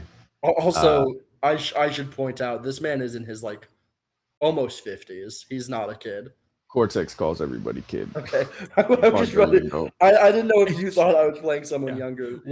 Worth adding context, absolutely, but yes, Yeah. that's 100% a Cortex trait. No, fair Cortex enough. calls everybody kid. For the sake of like, I usually play younger characters. This man is like He's a pushing grown 50. man. Got you. Like Yeah. I have this image, but really I should adjust it so that there's some more gray in the hair because it's That's the Caleb McCarthy disguise with the Rogaine and the black yeah, hair he dye. he did a little bit with his hair, trimmed out some of the white spots, but it's definitely like as it's I'll say over the last two days he's grown more disheveled. You can see like salt and pepper in his beard. Well, it's also probably the dried salt from not having a shower since getting out of the sea. That But too. It's literally a salt and pepper. It's a haircut. salt and pepper. Anyway, Yeah. they'll say Salted. It's very salty. Yes. so he'll get the 5,000 and go like, all right, well that's appreciated, but doesn't really get me back in contact. What are you people doing? You gotta Just very quickly, Caleb, I am going to ask you to roll, or Duke, I'm going to get you to roll a, what role would this be? I'm going to get you to roll deduction for me, please, based on some of the information that you, received. 22. Including your mod? Yeah. Okay. You guys can continue your conversation. Yeah, you guys can continue your. Yeah, that's perfect. Well, you in deduction, you have a plus 14. Yeah, that's what I'm saying. Oh. Okay, I understand. You guys can continue your conversation. I'm going to provide you some additional context from the stuff you received by the text. Yeah. Okay. What are you doing? Running errands for the corp, or is there we're making some additional eddies. I had an idea. You're trying to learn more about said situation or whatever. What if I get you back in with Ajax? Would that assist your operation? I mean, if Ajax is looking into CyTech and the Halo, then sure. I'm sure at some point we're going to end up dealing with CyTech as well as the Halo again. Ajax can owe it as a favor to me. I can get you back in with us. We're wrapping up. We're delivering vegetables. You wanna tag along? And when he asks, Duke is gonna kind of like look past him just slightly. Like he is making eye contact. He's gonna look past him just slightly, and very obviously be like checking his messages to make sure nobody else has like gotten him back on anything. No, not yet. I don't see why not. I like how it's man. If I have literally anything else going on right now, Well, I do not I'm want gonna to be do it. real. His motivation is entirely his story. So he'll kind of like, as soon as he realizes that he doesn't have anything back, he'll sort of like, yeah, all right, sure. I'm gonna pause the four of you here for a moment, and we are going to snap to our terrifying other friend here, the butcher. You are, yeah, that's creepy as shit, Michael. I know that that's maple syrup too. That's the worst part. It's tea with some honey in it, you jackhole. Yeah, it's honey, not maple syrup. Sorry. Yeah. The butcher is cruising down the outskirts of kind of the downtown area where there are a lot of the corporate headquarters and such. You found yourself on one of the street corners where there's kind of like a dive bar. There's some shitty little pizza joints and things like that where corpos and such would come to have their lunch break and such. And it's getting close to the end of the workday, and you do see down the block, like on the other, the corner, block away there, you see a couple corpos kind of walking together there, and there's three of them, and two of them split off one way, and you see one of them separate and is walking, starts walking away from you. So it's about a full block away, but is walking away from you. Yeah, he fully like is following on the other side of the street though. Like if he's on the same side of the street, he crosses the street, but he's like basically following, but from the other side of the street. Yeah, perfect. Yeah, you are and I assume that you're kind of keeping up a little bit more of a brisk pace so that you can kind of Catch up a catch little up. bit. Yeah. Yeah, I'm gonna roll evasion for me. You've got a decent evasion here. I'm gonna get you to roll that for me. Evasion. What the hell? Just roll a d10. I have it in front of me. It's a 17 total. So this guy is, he's had a long day of work. He's had a long hard day of being a corporate drone, and so he's not really paying all that much mind to you there. After probably 3 or 4 blocks, you kind of catch up to him there, and it's definitely he's getting closer to closer to probably where he's living. You see some larger apartment buildings about 3 or 4 blocks away, and yeah, you're now probably like 50-ish feet from him. Okay. Would I be able to, because again, he has like at least one cybernetic eye. Would he be able to like scan and like tell which corporation he works for, or like what his position, like would there be any kind of database to tell me like any information about the guy? Like, Um, you probably could get some info, but you're walking behind him. sure. So you can see that he's in there's not any markings on his back that would kind of delineate what corporation that he's from. He's in just kind of a pretty standard suit type of affair. But yeah, you can't see anything from his, like, from the backside of him to identify him to a corporation. And you said he's like approaching like his apartment or whatever, wherever he lives, or Yeah, you could see, like, there's some apartment buildings up there, which is pretty typical affair for a low level corpo, and the subsidized type of housing. And you kind of you would infer that that's probably the direction that he's heading. And yeah, you're still a couple blocks away from that, but you're on a okay. pretty quiet street. and you're about 50 feet behind him. Would I notice any prominent cybernetics on this individual? Like anything that would stand out? He's got a hand. He's you can see one of his hands is clearly a cybernetic. And that's again about all that you can tell from this distance and walking Okay. behind him. Okay. Yeah, I'm gonna keep following, trying to get a little bit closer. Um, just watching to see if like he turns around at any point or like basically I want to my idea is I want to try and see if I can identify which corporation he works for to kind of have an edge to work into getting close to him so that I can do what I Yeah, do. for sure. Make a perception check for me, please. Sure.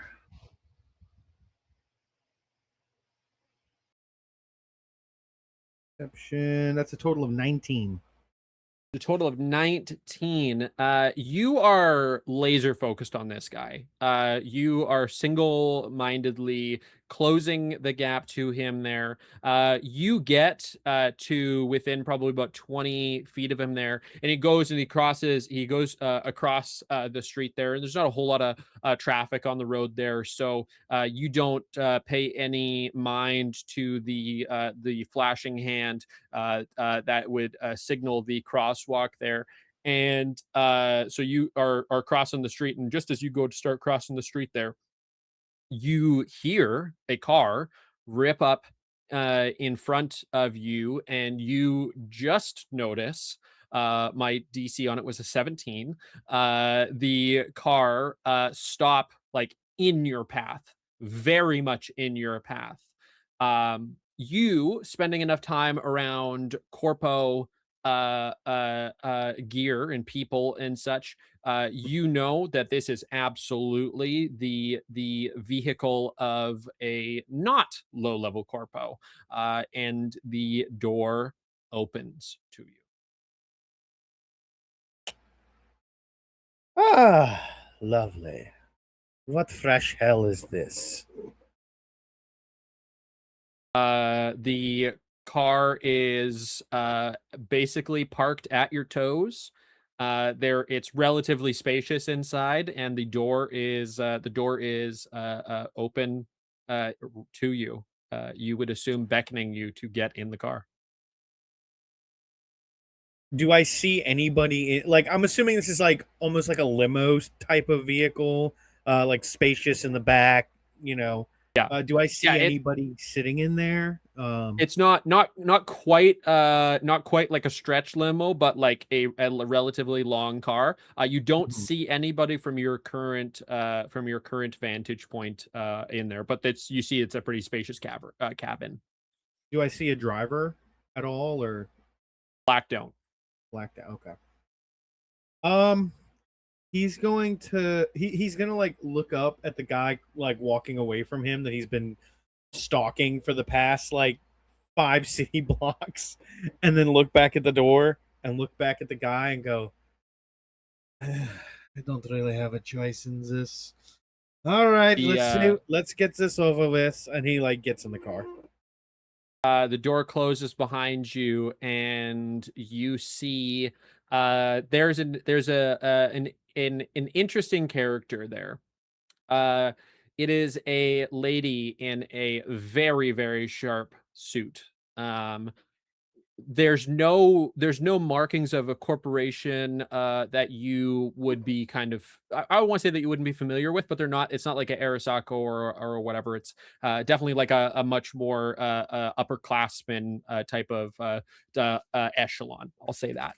Okay. This lady is she's moving very little, but the little that she does move is very, very calculated.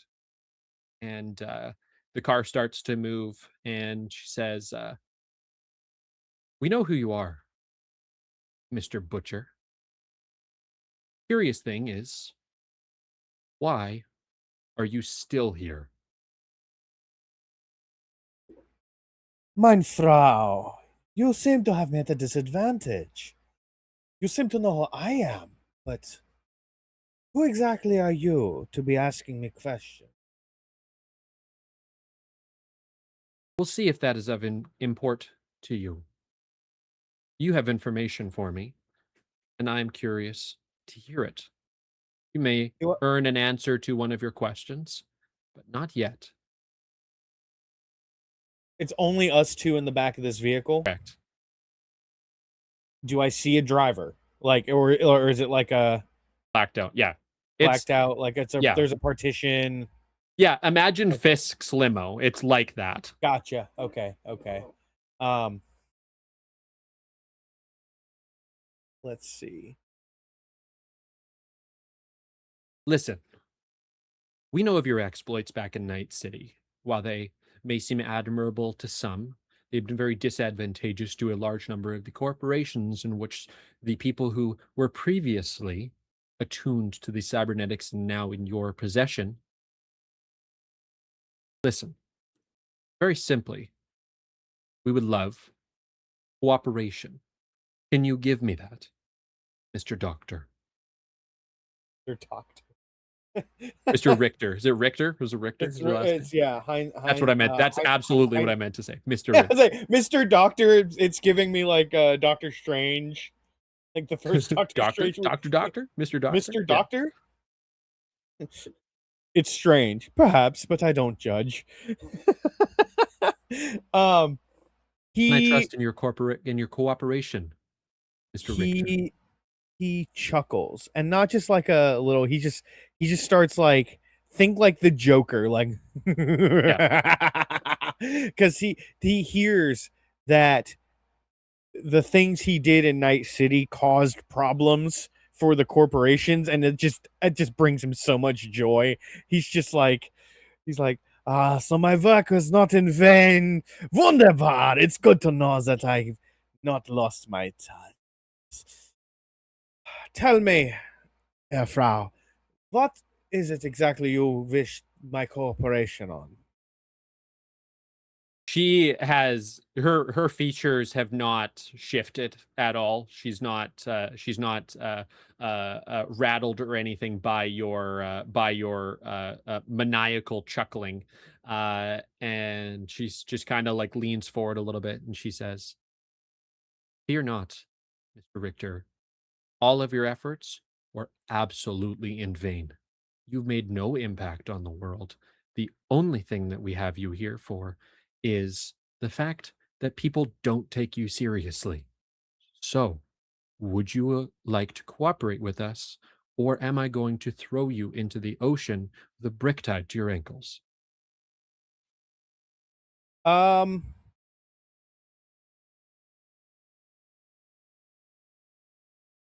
Oh, you thought you were going to be the creepy one in this scenario? I don't think so. No. That's not going to creep him out at all. In fact, he's sitting there. He's looking at her to see if there are any like noticeable cybernetics that would put him at a disadvantage immediately. You can scan her if you want to. If you wanted to do the scan like you had done on the, or to were attempting to do on the corpo. Yeah. So what would that be? Would that be another perception roll or? No, you were like, this is something that you do pretty often in your regular exploits. Exactly. And you get a ping for a government agency, and it is like fully redacted. It is a black file. Okay. But it at least points to a government agency of some sort. Okay. I guess what I'm more trying to see is if I jump at her right now with a knife in my hand, is she going to be able to spring some shit on me immediately? Like, I'm looking to see if she has any like a cybernetic fucking arm or like something in her like, I don't know. As you're sitting there and deliberating, I know what you're thinking. And the answer is, I highly kill doubt you. that. I unfortunately think that I do know exactly what you're thinking. And it gives me, well, And she just kind of like makes a gesture over, and there's like a little bar cart area, and a drink comes up, and it's like it looks like a smoothie of some sorts. Looks very healthy, very delicious. It says, "Please, as much as I regret that this is a move that I have been somewhat forced to make, I think that we can continue this conversation as friends, and I would like to do that. There's no need for violence just yet. Are we on the same page?" You say that my efforts in Night City were all in vain, yeah? You were picked up by CyTech. You were picked up by CyTech because they are very, very, very vengeful for anybody that steps on their work. As I am sure that you know, CyTech has fallen from grace. CyTech has fallen from grace due to mismanagement, and the management has changed entirely. Their journey to their their mission to ascertain you and your efforts in servitude of your misgivings toward them uh, are fair and understandable. However, we have a bigger concern in the happenings around Seattle, in that of Agra. You see, We he gets understand. very quiet, listening to this government agent lady, whatever. And he says in a very low tone, he says, "You say that you understand my misgivings with SciTech, yeah? Tell me what you think you know about my misgivings." You have spent a large portion of your life trying to be the Robin Hood of the underworld, so to speak, providing the high level cybernetic enhancements afforded only to those of corporations and repurposing them to those in need. A valiant effort, perhaps, but done with a very bloody hand. That is something that simply cannot go to pass. And it did not. Hence why you ended up in that prison. If your efforts and your skills are not to be underestimated, I do think that you're very talented at what you do. Hence, you were contracted, whether it was of your own doing or not, by SciTech. Is this all fair and correct? You're close, Herr Frau. You're very close. However, you missed one vital detail.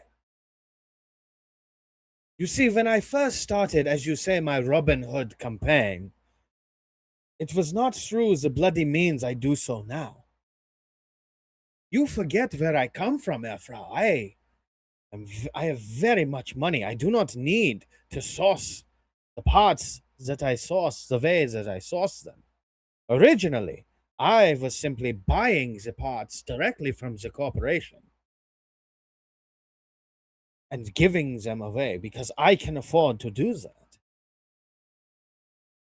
It was when SciTech decided to bomb my clinic, to take my wife and my unborn child from me, that I decided that the gloves would come off and I would no longer play nice with these corpo bastards. And he gets like very angry as he's remembering the fact that SciTech took his family from him. Yeah. So you tell me that my efforts were in vain, and I must know. How many must I kill? How many must fall to the butcher's blade before I am no longer considered a failure to my family? Before my efforts are not in vain? You wish for cooperation? Then you must help me with this goal. I must not, actually, and I don't believe that you think that I will.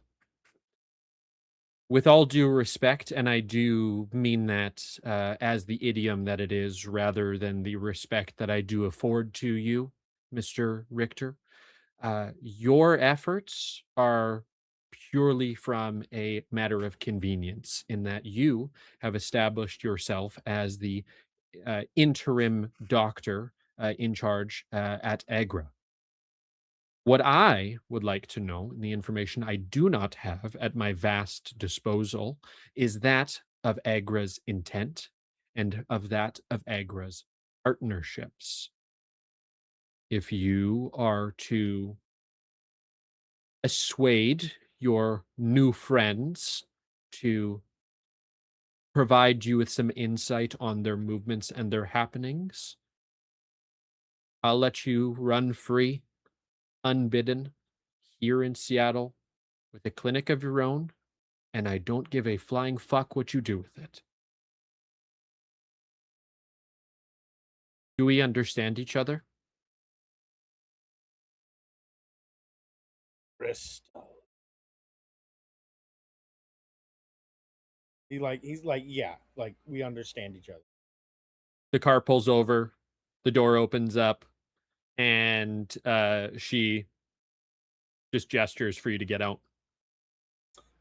He gets out. The door closes behind you. The driver window rolls down, and a hand pops out, and it's got a business card in it. Yeah. He will take the business card. Call when you know something. And the window rolls up, and it drives away. And as it drives away, once it like it rounds a corner or whatever, once it's out of sight, he's going to crumple up the business card and say, kind of like talking to himself, "We understand each other perfectly, Herr Frau. But I did not say I would work for you." And he stalks back off because he's not gonna fucking trust the government. What? I love it. Amazing. Okay. Yeah, awesome. Okay, we're gonna snap back there. Your quarry is gone. Yeah, no, I figured. Yeah. You're kind of like back at the first corner that you started stalking the guy on. He's gonna start walking. He's gonna start walking back towards Agra, and like he's in a bad mood now. Yeah, nice. Okay, we'll snap back to the other group there as the butcher is dumped unceremoniously onto back onto the streets. And yeah, we're back with Zhu and Cortex and Pinko and Duke, as you now know him to be. Surprise. Surprise. Surprise, motherfucker. French fries, motherfucker. Fries, motherfucker. Some pies, motherfucker. God, I forgot about that shit. Large thighs, motherfucker. Large thighs, motherfucker. Cool. Yeah, we left the four of you in the restaurant. What Cortex, I know you kind of had some thoughts on what you would like to do. I guess the only question I have is was there any other information or chat provided post conversation there, or you guys are continuing?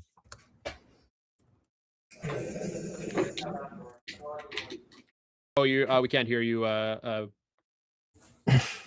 Yeah. Duke, any other stuff that you wanted to add on the conversation, or you're keeping some of your findings to yourself? I'm gonna keep it, at least what you deduced. What I had deduced. I'm gonna keep that to myself. As well as the thing you are welcome. I was gonna say you're welcome to clarify. You're welcome to ask or clarify some of that with me if any of it is not. Yeah, I'll look into it later. Yeah. Okay. Sounds good. Cool. I would like to. So I would vaguely know where Agra is, right? Just from being there already. Yeah, you guys aren't far.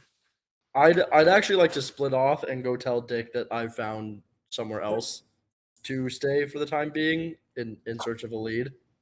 Yeah, not a problem. You can do that. But well, I very specifically I want to go sans the party. Yeah. No, I know. So, If you want to just afterwards. yeah, we can, if you want, we can just say that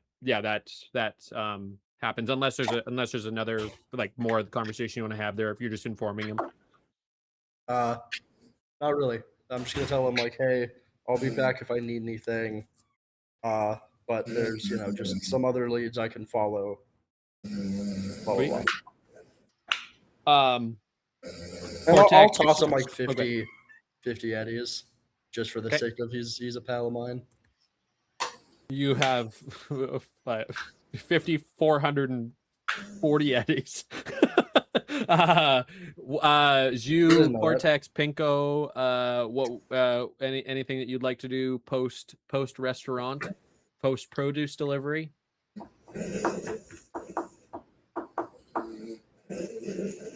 Zhu, you wanted to poke around some places? Yeah, I want to poke around. Oh, is my mic? What? Someone's mic sounded like shit. I think you might have both mics coming through. That's kind of what it sounded like to me. Might have just been moving stuff around. It sounds fine now. It sounds fine. Okay, good. Yes, she would like to wander around and see if she can't find any leads to her family. Yeah. I feel like it's kind of been a constant for Juice. You kind of have had your eyes peeled. The signs of any ties to your previous life and such have been certainly few and far between.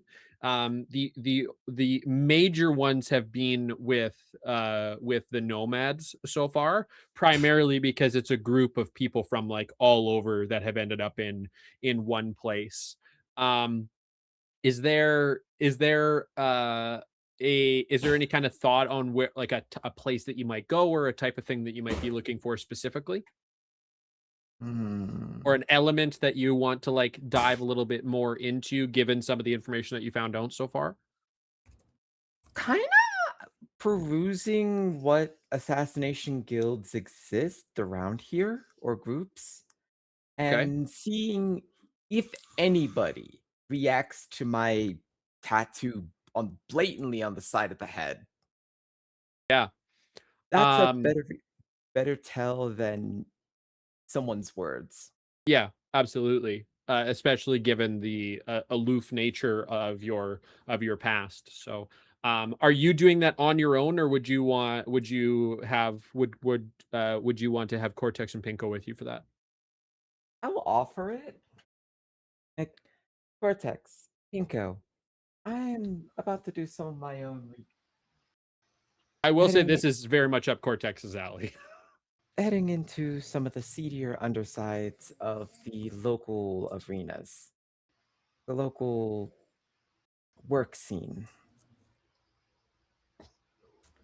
I'd They love to friends? accompany you. The kind of friends where you sit around rather quietly and make moves, and conversations happen with a few briefcases moving around. Ah, gotcha. And he pulls out like his knife and kind of just, yeah, and then we'll put it back down. Cortex just nods his head. He's in. We're good. I'll just remind one other thing, because this is like very first episode, so it's very, I doubt that Cortex you would even remember you have this. But you were provided with a data chip that has some like local safe houses and like a list of like kind of contacts for people around for like different kind of areas. That's perfect, because that leads into my next question. Before they started talking about this is what they were going to do. I was going to ask before we go back. I wanted to check out some of the local gangs and see if we can potentially, while they're looking into their family, maybe we can, you know, just nonchalantly stick up some gangs and make some more eddies while we're there. You know, because it So makes much for sense. being low key. I fucking love this. I just think it'd Like be a the good time. opposite of low key in all directions. Yeah, you guys It have just no worked out presence. No, perfect. nobody knows you guys in the city. Let's keep it low key. Just kidding. Fuck ever. I love it. So I'll say this as you kind of are going through the list of some of the contacts, some of the safe houses, some of the people in town and such. There's one that sticks out as like might be a good option.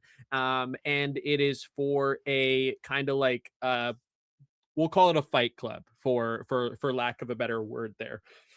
Knowing what you've seen of Ju's talent so far and such, you think that this is if there's like a mutual goal, then this is probably a place that that would have something for the three of you in Everybody. there.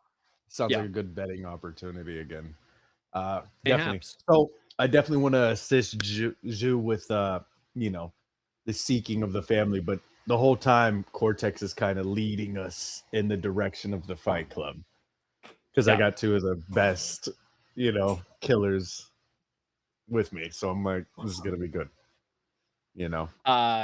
Yeah, I don't think that it takes any convincing for either Ju or Penko to go to a fight club. I think it takes zero. Yeah. You mentioned Fight Club, and they were like, "Oh, that's the perfect place to start." I gotta say, I really enjoy the Cortex one-on-one time with these two. It's been everything he could hope for. You know what I mean? Just like because he just wants to make eddies and make contacts and you know come up. And with these two, I mean, I can do anything. It's like having two Pinkos, so it's great. You know, it's a good time. It's kind of like it is kind of like the dichotomy of another Pinko. Yeah, absolutely. What's better than one Pinko? Two of them. This is perfect. Yeah. So. Okay, cool. I don't know what I quite expected out of the like character matchups that we had in here, but this one is very fun. It's very entertaining. So yeah, I mean you have the address for it, you have some kind of the contacts and such. You know, you can I guess if you get to the door there, and there's obviously you know bouncer and whatnot there. What would you how would you go about that Cortex? Is there a buy-in or anything like that?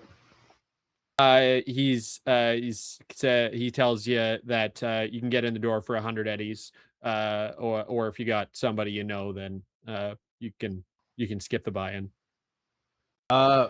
Cortex quickly comes up with a name and says he's here to meet, you know, whoever the fuck, you know, just to see if he can get in for free because he doesn't want to. He wants to get over on somebody. He's not trying to spend money if he doesn't have to. So he's like, you know, I'm here to meet, you know, so and so. He's the guy with the thing. Yeah. You know. Well, you'll have the contact name, which I don't have in front of me. But let's do a streetwise roll for me. Just roll a d10. You got a plus 11 to streetwise. Or you could also do conversation. I guess depending on how you're trying to do it. I got an 8. Do I roll it twice? You roll it twice if you hit a 10. Yeah. So Okay, cool. you got an 8. So it's a 19. That's a pretty good roll. He's the bouncer's like yeah, all right. It's a quiet night anyway. Just go ahead. Your friend's got to pay though. Can I do something up? Can I recruit? Even if Cortex is trying something, Ju has already paid, and you're already pushing past. Yeah, Ju has. They're like, oh, 100 eddies, mountain of money. Here you go. Nice. Can yeah, I tap to pay. Weird question. Is there any way I can convince this guard to leave the door and become security for me, just to accompany me, just to like, tag along and be mine? Now he works for me. Can I hire this guy? Damn. How would you would you be trying to persuade? Would that be like you're trying to bribe him? Like what do Yeah, you persuasion, or I got money, so it's no problem. well Potentially yeah, about to like make more money. posit the idea to me. What how would you you know, Pinko and Zhu go in. What do you say to the guy? Say, man, I'm about to slaughter this. You put me on the spot. I don't know. You look like a fairly capable guy. You know, not hitting on you or anything, but you like money. I don't know. Nice. How much you getting paid here? You don't I'm mind me not hitting asking. on you or anything, but do you like money? I'm not hitting on you or anything, but That's got it, guys. T-shirt ideas. T-shirt ideas. There you go. That's got to go on a shirt. I'm not hitting on you, but do you like money? That's so funny. I mean, I get paid pretty well here. I get a cut of the door every night. So, How much you making by the end of the night? What you walking away with? I don't know. Like, depends on the night. Depends on how busy it is. Night like tonight, 400 or 500 eddies. You know, busy night. Saturday night, maybe like Small 3 talk. grand. Small talk. Why don't we walk? Why don't I double that? You come work for me tonight. Just follow me around. Anything gets out of hand, you handle it. Nice. Like I said, Yeah. double your profit. I love that.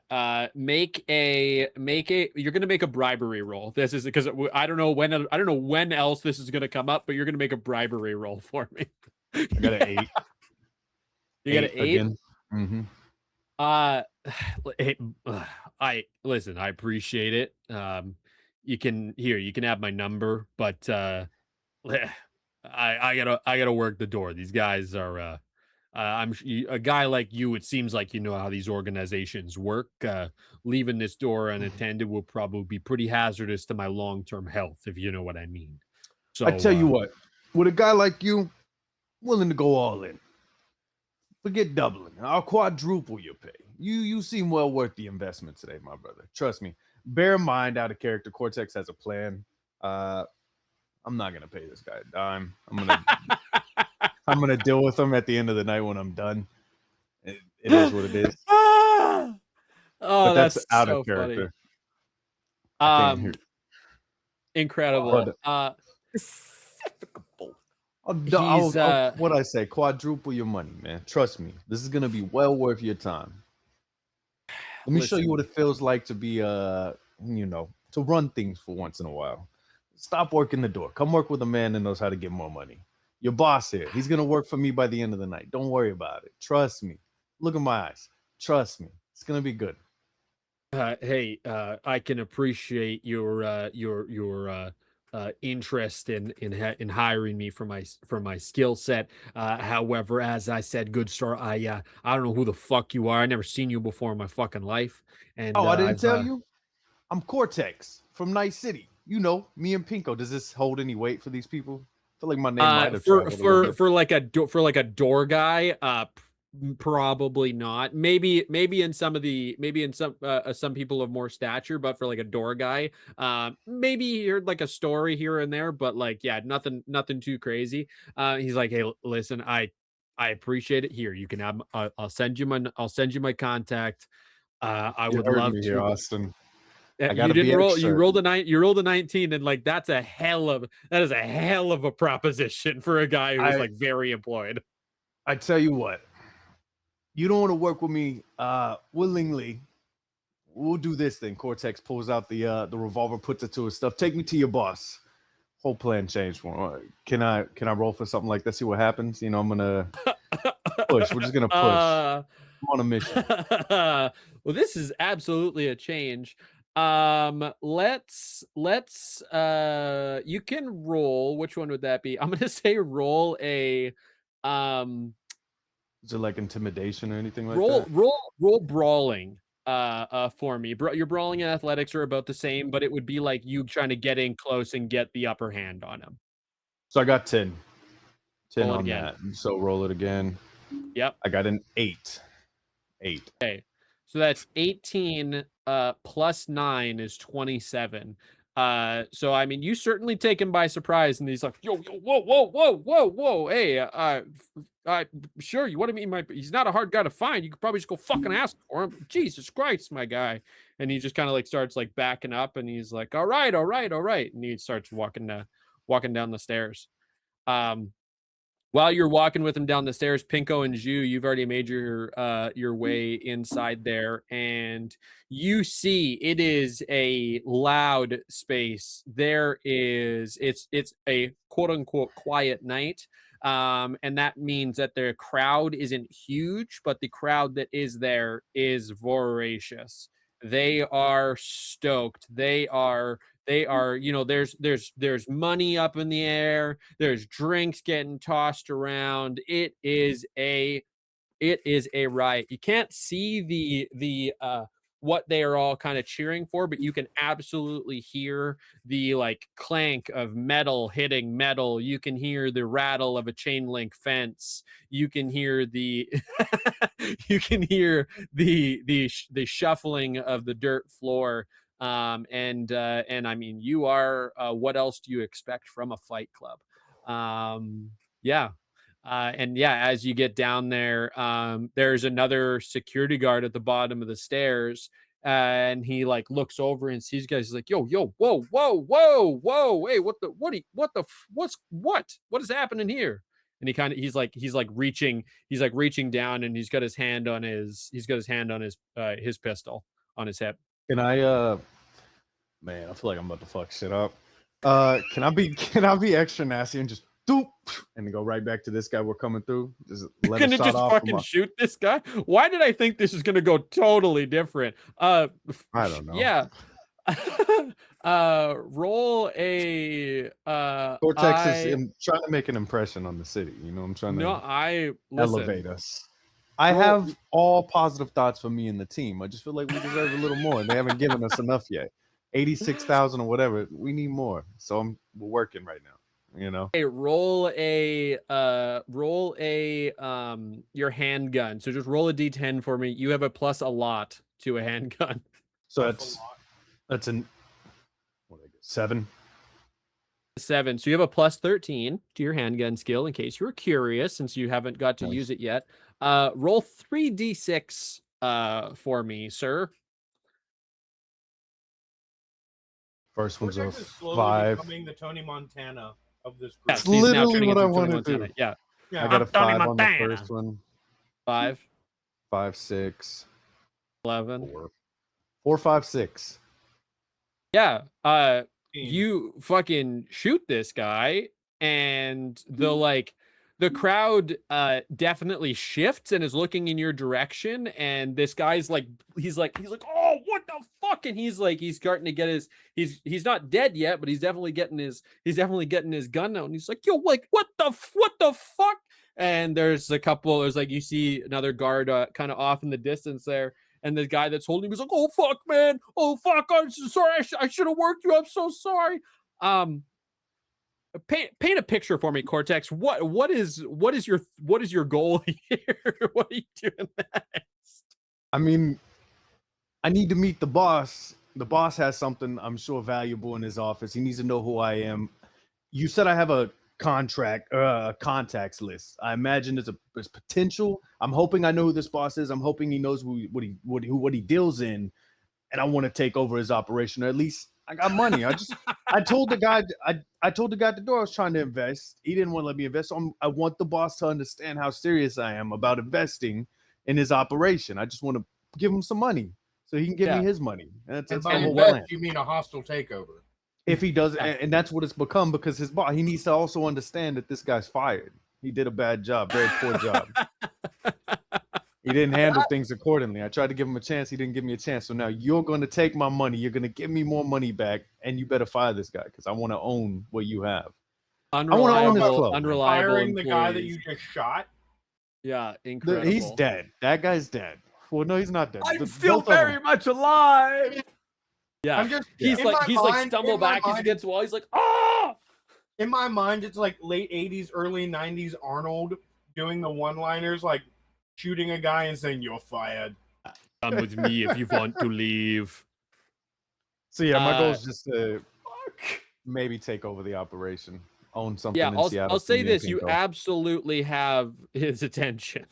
Pinko, just out of curiosity, Pinko, Zhu, what I What do are you? not know What? who that person is.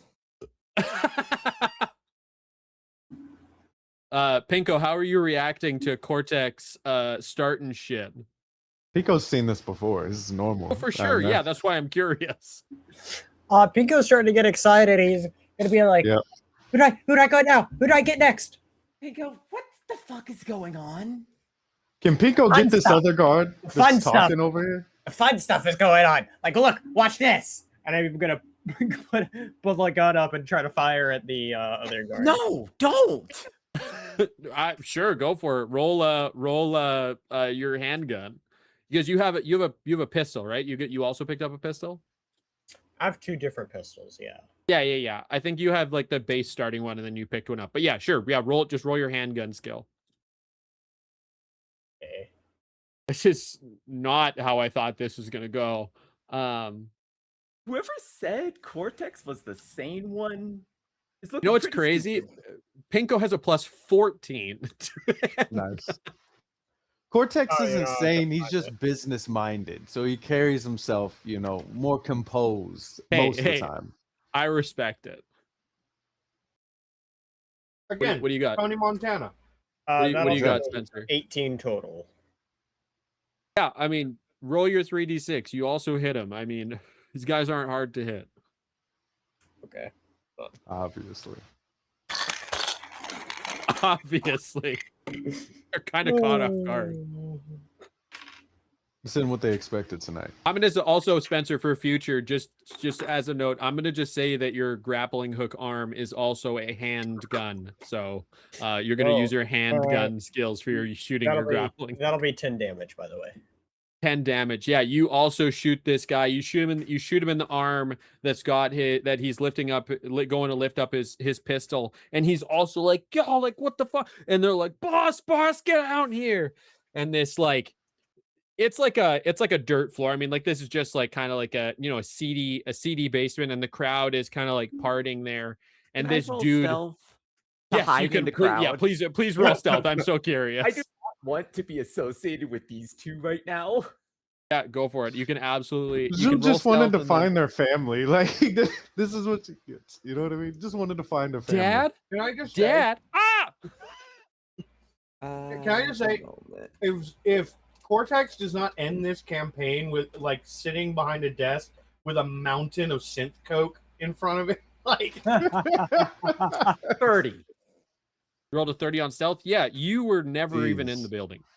Nice. I didn't show up on the video stream. Yeah, exactly. Yeah, somehow there's just like a green blur, and nobody thinks anything of it. It's like, oh, that's a glitch in the. That's a glitch. That must be. Nothing can move that fast. Zhu ducks into the crowd.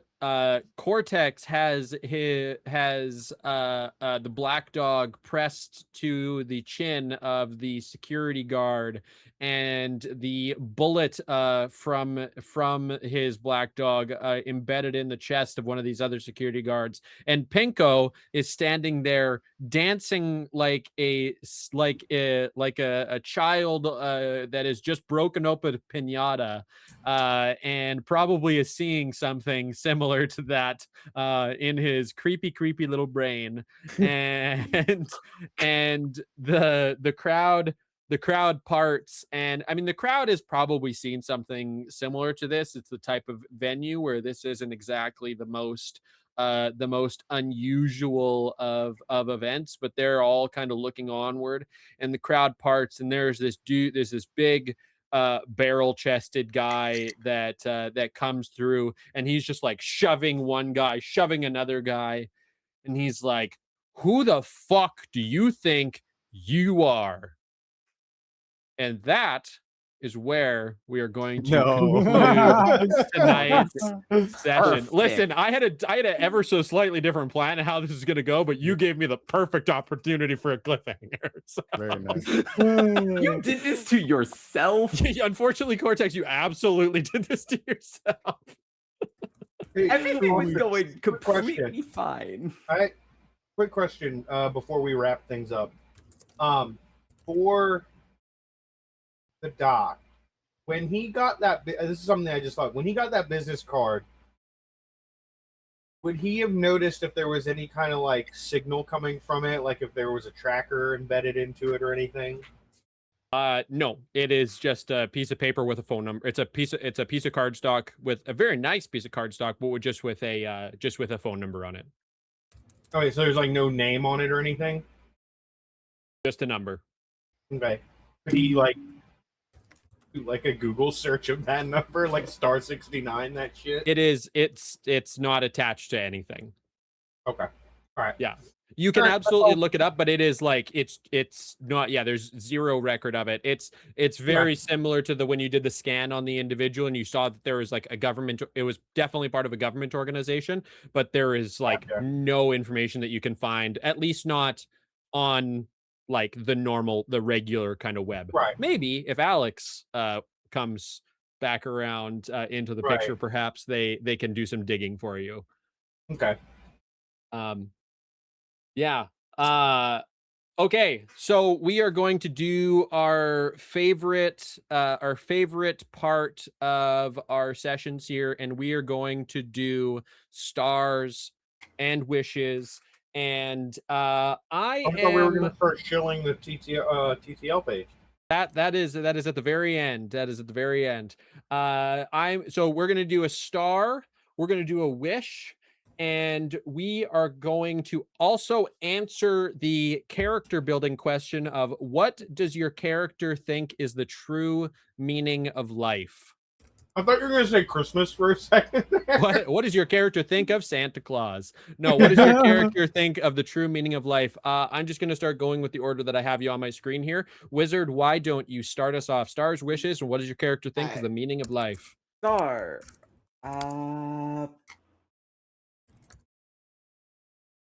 You made sure everyone had moments and was doing something. Wishes. I wish Cortex thought. Thought. I like Any amount of thought. I'm here for it. It's gonna work out. Don't worry. And Shu sees the answer to the universe as cultivating themselves. Self-development. I like it. Yeah. Being the best of oneself. That makes sense.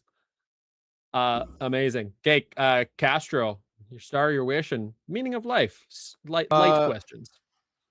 My star is man, I loved the cutting back and forth between characters today. I felt like I was watching a movie. So just getting to see just different scenes going on all at once. You left us at the restaurant, popped over to the butcher, popped over to Duke in the fucking bar, whatever, the airplane place. You know what I mean? He's chilling. Like, I don't know. I love that. That was a good time for me today. While I was eating my barbecue, it was quite enjoyable. I was watching a movie, so it was good. Wishes. Hey, let's keep doing this. It's a good time. I'm having a good time. So. Okay, well, I'm gonna make you give us a wish of something. What is maybe paint us a picture of like what's the wish of what Cortex wants out of his presence and Pinko's presence in Seattle. Maybe enlighten us on that a little bit. What is their end goal? We're gonna own Seattle, man. That's the plan. We're gonna own that thing. Tony Montana of Seattle. Yeah. Okay. Sick. No, I'm just trying to give my guy a new arm. Seattle Starfish. Help my guy. There you go. Everything I do, it's for Pinko. I care about the kid. I just want to give him some nice gifts. I love that cop out. It's beautiful. It's for the kid. The meaning of life for Cortex coming out of Night City. In Night City, I feel like everybody kind of knows, life is really short. You can either go out in the blaze of glory or go out being absolutely nothing.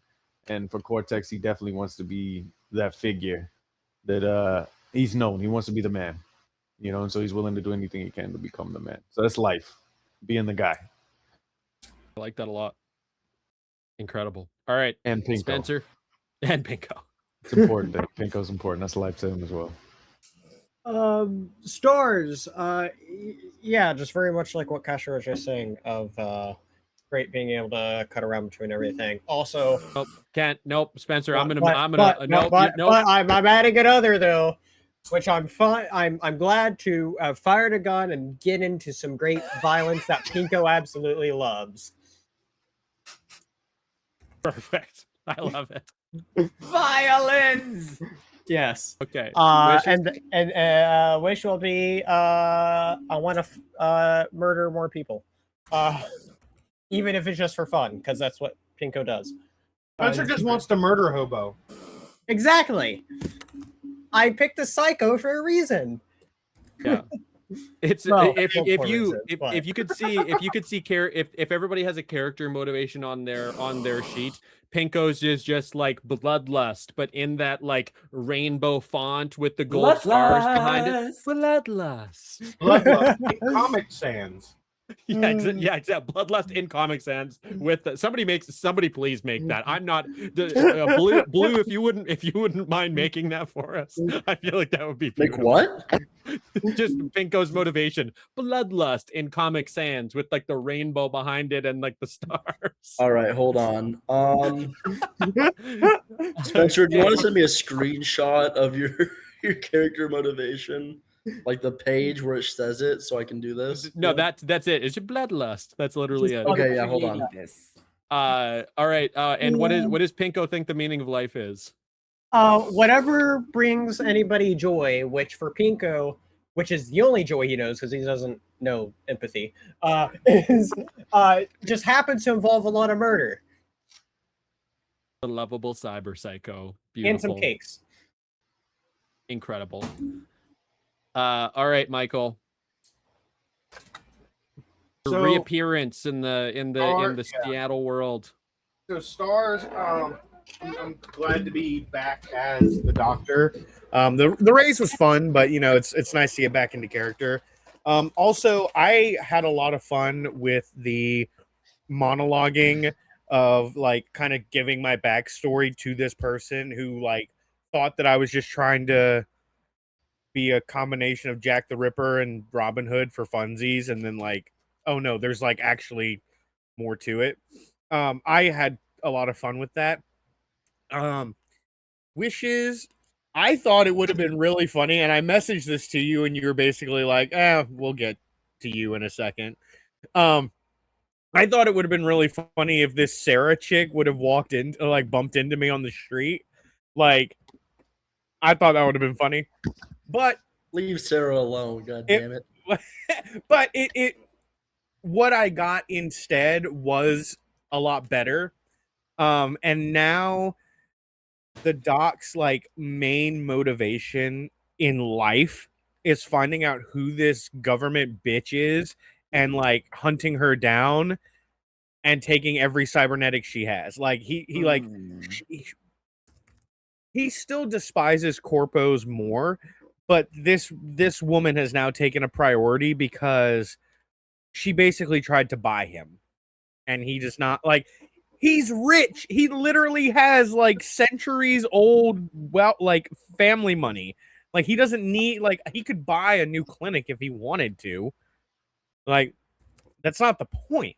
I guess I'll clarify the offer. The offer was like, leave me the fuck alone and let me just do what I want. Yeah, you get carte blanche to just like be you. Like that's the wonderful thing about being a psycho, though.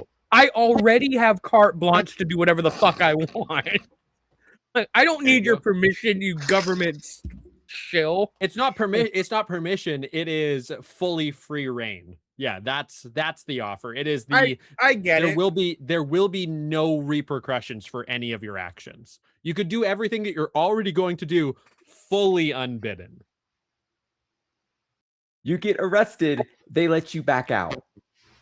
Yeah.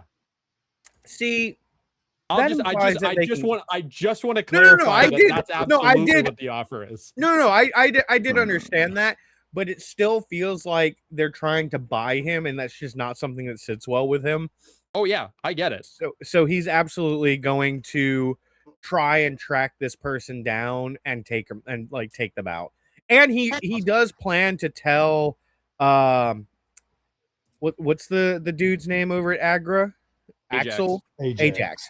He's gonna Axel. tell I knew it started with an A. I Close couldn't enough. remember.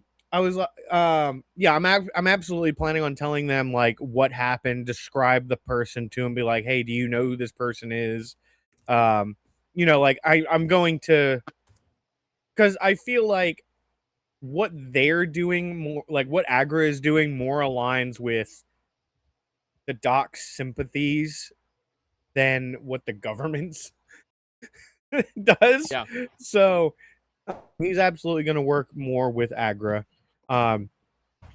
He may consider doing like a double agent thing where he like pretends to work for the government woman and feed them false information. I don't know yet. We can talk about that later. As for what he thinks the meaning of life is, 42. Incredible. All right. Last but certainly not the least, our dear friend Caleb / Duke / Blue. Henry / /1. So The artist guys, formerly known as Caleb. I'm gonna start going back. One of these days, I'm gonna introduce myself as the artist formerly known as Blue and make you guys refer to me as a symbol. I actually hate Prince. I don't know why I made that joke. He's like one of my least favorite artists. This is like a fun fact about me. Not a fan of Prince. Anyway, Thanks for adding more character building. I love it. yeah. Me, Blue doesn't like. Okay. Anyway, my star would definitely be returning in the recording last night and the failed recording from Thursday. I made reference like, yeah, and I'm gonna join Cyberpunk eventually. We don't know when. You know, it's just a matter of figuring it out. Specifically to set up me appearing tonight. But none of you have watched yesterday's show, I assume. So all that build up for nothing. I've Also, been so busy. also, Zeph was there both times, and I was like, oh, you know, Zeph will definitely be like, you know, excited. Didn't show up. So, not We miss you, Zev. we miss you, Zeph. Zeph's a, We miss Zeph's a real cool dude. Don't worry, you're Yeah. still fully in the story. You didn't actually run away. It's okay. Yeah. So just being able to return and kind of going, I was kind of, I guess, as a side note, I was kind of hesitant to come back and like, especially in a world where like lying is like, if Cortex had shot me, I would have completely gotten it because that's, you know, it ain't kosher. And so I was worried about how I'd return, and I just think, you know, just being like, yeah, I was lying to you. I'm somebody else was not only really funny to me specifically, but also just a fun scene. Also, just getting back in everyone's characters, like Cortex showing up and being like, well. It was a lot. Like I very much enjoyed that because it felt like Cyberpunk. Like he very much felt like like that feels like a scene that would have happened in 2077, and it's a good time. I guess for my wish, I don't really have anything to like I know kind of a cop out, but I just it was a good session. You know, it'd be cool if I guess my wish is that I had been here the past few sessions, but you know, moving and life stuff. What is a pain. what would what would be if not a wish for something in the session, what would be a Caleb a Duke, sorry, wish? What's a wish that Duke you'd have for Duke? He needs like an actual weapon. To Originally- be armed. Originally, Duke was meant to be like not a pacifist, but like I just don't see the need for violence. And I've sort of in my head gone, well, the one story I have of him that is like fully written out is him killing somebody with a gun. So I've kind of like in the past few months, Caleb has definitely changed ever so slightly in my head. So yeah, to have a gun and to, I guess, just keep investigating. I've made a character that is very much built around the concept of he needs a story to be motivated, and Yeah. I'd hate to have my character, suck because he's not doing anything. He's just in the back, like, okay, tell me when to shoot someone. No, I like it. And what And do you then think? What is Caleb's meaning of life, or Duke's meaning of life? the meaning of life, or the meaning of Duke's life? Duke's life. Duke's life revolves around suspension of the truth. He spent too long sitting on a shiny set behind a desk, spewing corporate propaganda and lies. And so now, from when he got fired to now, his only goal, and his goal until they put him in the grave, will always be to obtain the truth and dispense it so that the masses know. Yeah, I love that. Also, I just realized that this is the first session that Blue and I have been in together. Ever? Yeah, I've never met this guy. Who are Yeah, you? in a No, while, for Cyberpunk. No, because remember, I was not there for the Yeah, I first know. section, and by the time I came back, Blue took his hiatus. So it was like, yeah. This is the first Cyberpunk game session that Blue and I have been in the same And funny enough, our characters didn't interact. at all. The second our characters interact, it's going to be like, because he has two of ties you. with CyTech, and it's like, okay, like I sent when Michael was doing his whole like tragic backstory thing, Died. I sent him a meme that's like the Google, like, CyTech killed my family. Duke McElworth wants to know your location. That's Hold on, so funny. I'll send it in the group chat so you guys can see it. I am So great. so curious what. But yeah, I'm excited to see. I'm excited to have the full group together to see how like relationships form now that I'm back. Like, you obviously have like this main trio of Cortex and his two cyber psychos, but Hey, I ain't no curious to see cyber psycho. I'm curious to see how the normal people interact. The normal people. The normal people. Hold on. Are you considering the doctor? That's You know a what? wild statement. Yeah, Yeah. I Are guess you I just have saying? to wait for Zeph to come back? I guess. Are Yeah, I you was gonna saying? say, The one time I play a relatively sane character, everybody else is playing a fucking full-board cyber psycho, or Well- just Michael. Well, Michael has never once played a sane character. Speaking of which, Michael, fuck you for not showing up last night. bro, I passed the fuck out when I got home last night. Meow, meow, meow, meow. That's you. Wizard, what were you saying? I am curious what Blue's character's opinion is on, or first thoughts on Zhu, because I think he's this was pretty- like the first time they really saw them. Yeah, I No. mean, well, no, because You you were guys in the would Halo have been. together. Yeah. For the essentially Barely. the first episode, yeah. But it was definitely more like world building than it was character interaction. So definitely, I agree. I'm fully excited for more of this, and it's so cool. I can tell you say- what Duke thinks of all of you, but you're not gonna like it. Yeah, it'll be very blunt. I get so as far as stars, yeah. I mean, I'll say this. I have like beats like essentially written out, and that's like a more or less what I have as kind of a framework. And everything so far, like everything that happened tonight was very much like the beat kind of attached to it. The only thing that was like, I don't want to say like a railroady type of thing, but it was like, I kind of just needed you all to get back to Seattle so that at least you guys are in some form of the same city. And so that was like, you had to go get on Everett. So that was really, but like the factions would have been really upset with you. But I loved that all of you with like, Blue and I have been talking about that kind of like his return for some time. And so like we kind of had a plan for that. And like when I say plan, it was like we kind of both kind of understood at least where everything was at. But Blue is very much in the dark. Correct. Yeah. But Blue is very much in the dark on a lot of stuff. And Duke is very much in the dark on a lot of stuff. And so all of you jumping at the opportunity to have some of your individual motivations kind of coming to pass in your own little scenes. I will say this, the interaction with the lady in the limo was 100% going to be a Duke thing, and then Michael gave me a perfect opportunity to make that a doctor thing, and I was like, well, I'm not gonna pass this opportunity up. So I see this beat, and I'm like, it's played for A. correct. Now it's Yeah, it was B. like wipe off on the whiteboard. No, it was really good. No, I love it. I think that all of you like found your characters' voices very well, and I really like there is absolutely something in this next scene for Zhu very specifically, but we may have gotten ever so slightly farther in that had things not come to pass. But no, I really like it, and I appreciate you guys kind of that you guys all like the kind of snapping back and forth, because with the split party it's very hard to keep everybody involved, but I wanted to make sure you guys kind of all had your ability to be what it was.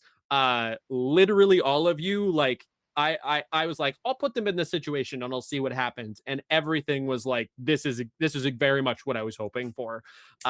So stars to all of you guys, like genuinely all of the character stuff tonight was so good. There's been some things that have now come to pass, some situations that have come to pass, some information that has come to light for all of you, and so it'll be interesting once you all get back into the same room and kind of start boiling things down to see what kind of things come up, and what kind of paths open up for all of you. So I'm very excited about that. And yeah, I mean, it is obviously very, very unfortunate that Zeph wasn't here, but I'm excited to see where they want to kind of plug back into things, and especially they've got some fun stuff with their character too. All of you have really interesting stuff with your character, all of your characters. So this is going to be a lot of fun. Zeph not being here absolutely is my wish. I would have loved to have all 6 of us, and I intentionally when Castro asked me earlier, like, how many people do we have in the party, it's like, it's only 5. I was like, that was very on purpose. I was like, I'm not telling them. So I hope that you all appreciated all of that. What do I think is the meaning of life? Perspective. I think that we could all use a little bit more perspective in our life, looking at something from the other foot, hearing people out and having a clear and productive discourse. I genuinely, from Austin's perspective, that's my meaning of life.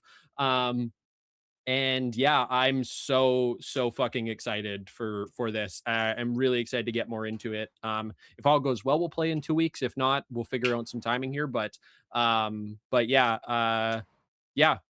awesome. Tonight was so much fun and very well paced. I didn't know how long things were going to take, but like, we paced out really, really well. So great job to all of you, because that's part of your efforts. So I loved it when Castro turned into Danny DeVito for 2 seconds and went, so anyway, I started blasting. I expected that from Pinko. I also expected that from Pinko. I was like, I don't know if you guys know, not Castro. Cortex raised Pinko, so there's a lot of pink, you know what I mean, influence. Yeah, it's like his dad almost. Except I'm not that old. You know, he's old. Yeah, but what's up with my microphone? I don't know. It's only every once in a while. It's a weird one, but no, I appreciate it, guys. I'm really stoked. I know timing. Spencer's gonna wrap up here, so yeah, again, thank you all for everybody watching. Definitely check out the link to the TTL Discord down below. You could be a part of games just like this, as well as all the other fun stuff that we're doing here in the near future, whenever that near future actually comes to pass. The Trail of Redacted is now the Trail of Ascension. That season 2 is coming to you very, very soon. You're going to see several of us on there, hopefully Castro, and some. And so the door's open, my friend. And yeah, don't forget to go watch part 1. Yes, yeah, there was an epilogue. Did the epilogue get posted? Did we post the epilogue? Yeah, it was streamed. Yeah. Oh, it was streamed. Yes, obviously. So yeah, we have the epilogue for season 1 and the kind of like trail into season 2, pun intended. So definitely check that out. Yeah, love it, guys. Stay tuned for the next episode of the Halo. Y'all are beautiful, y'all are awesome, and we will see you next time in our Cyberpunk Red adventure. Bye.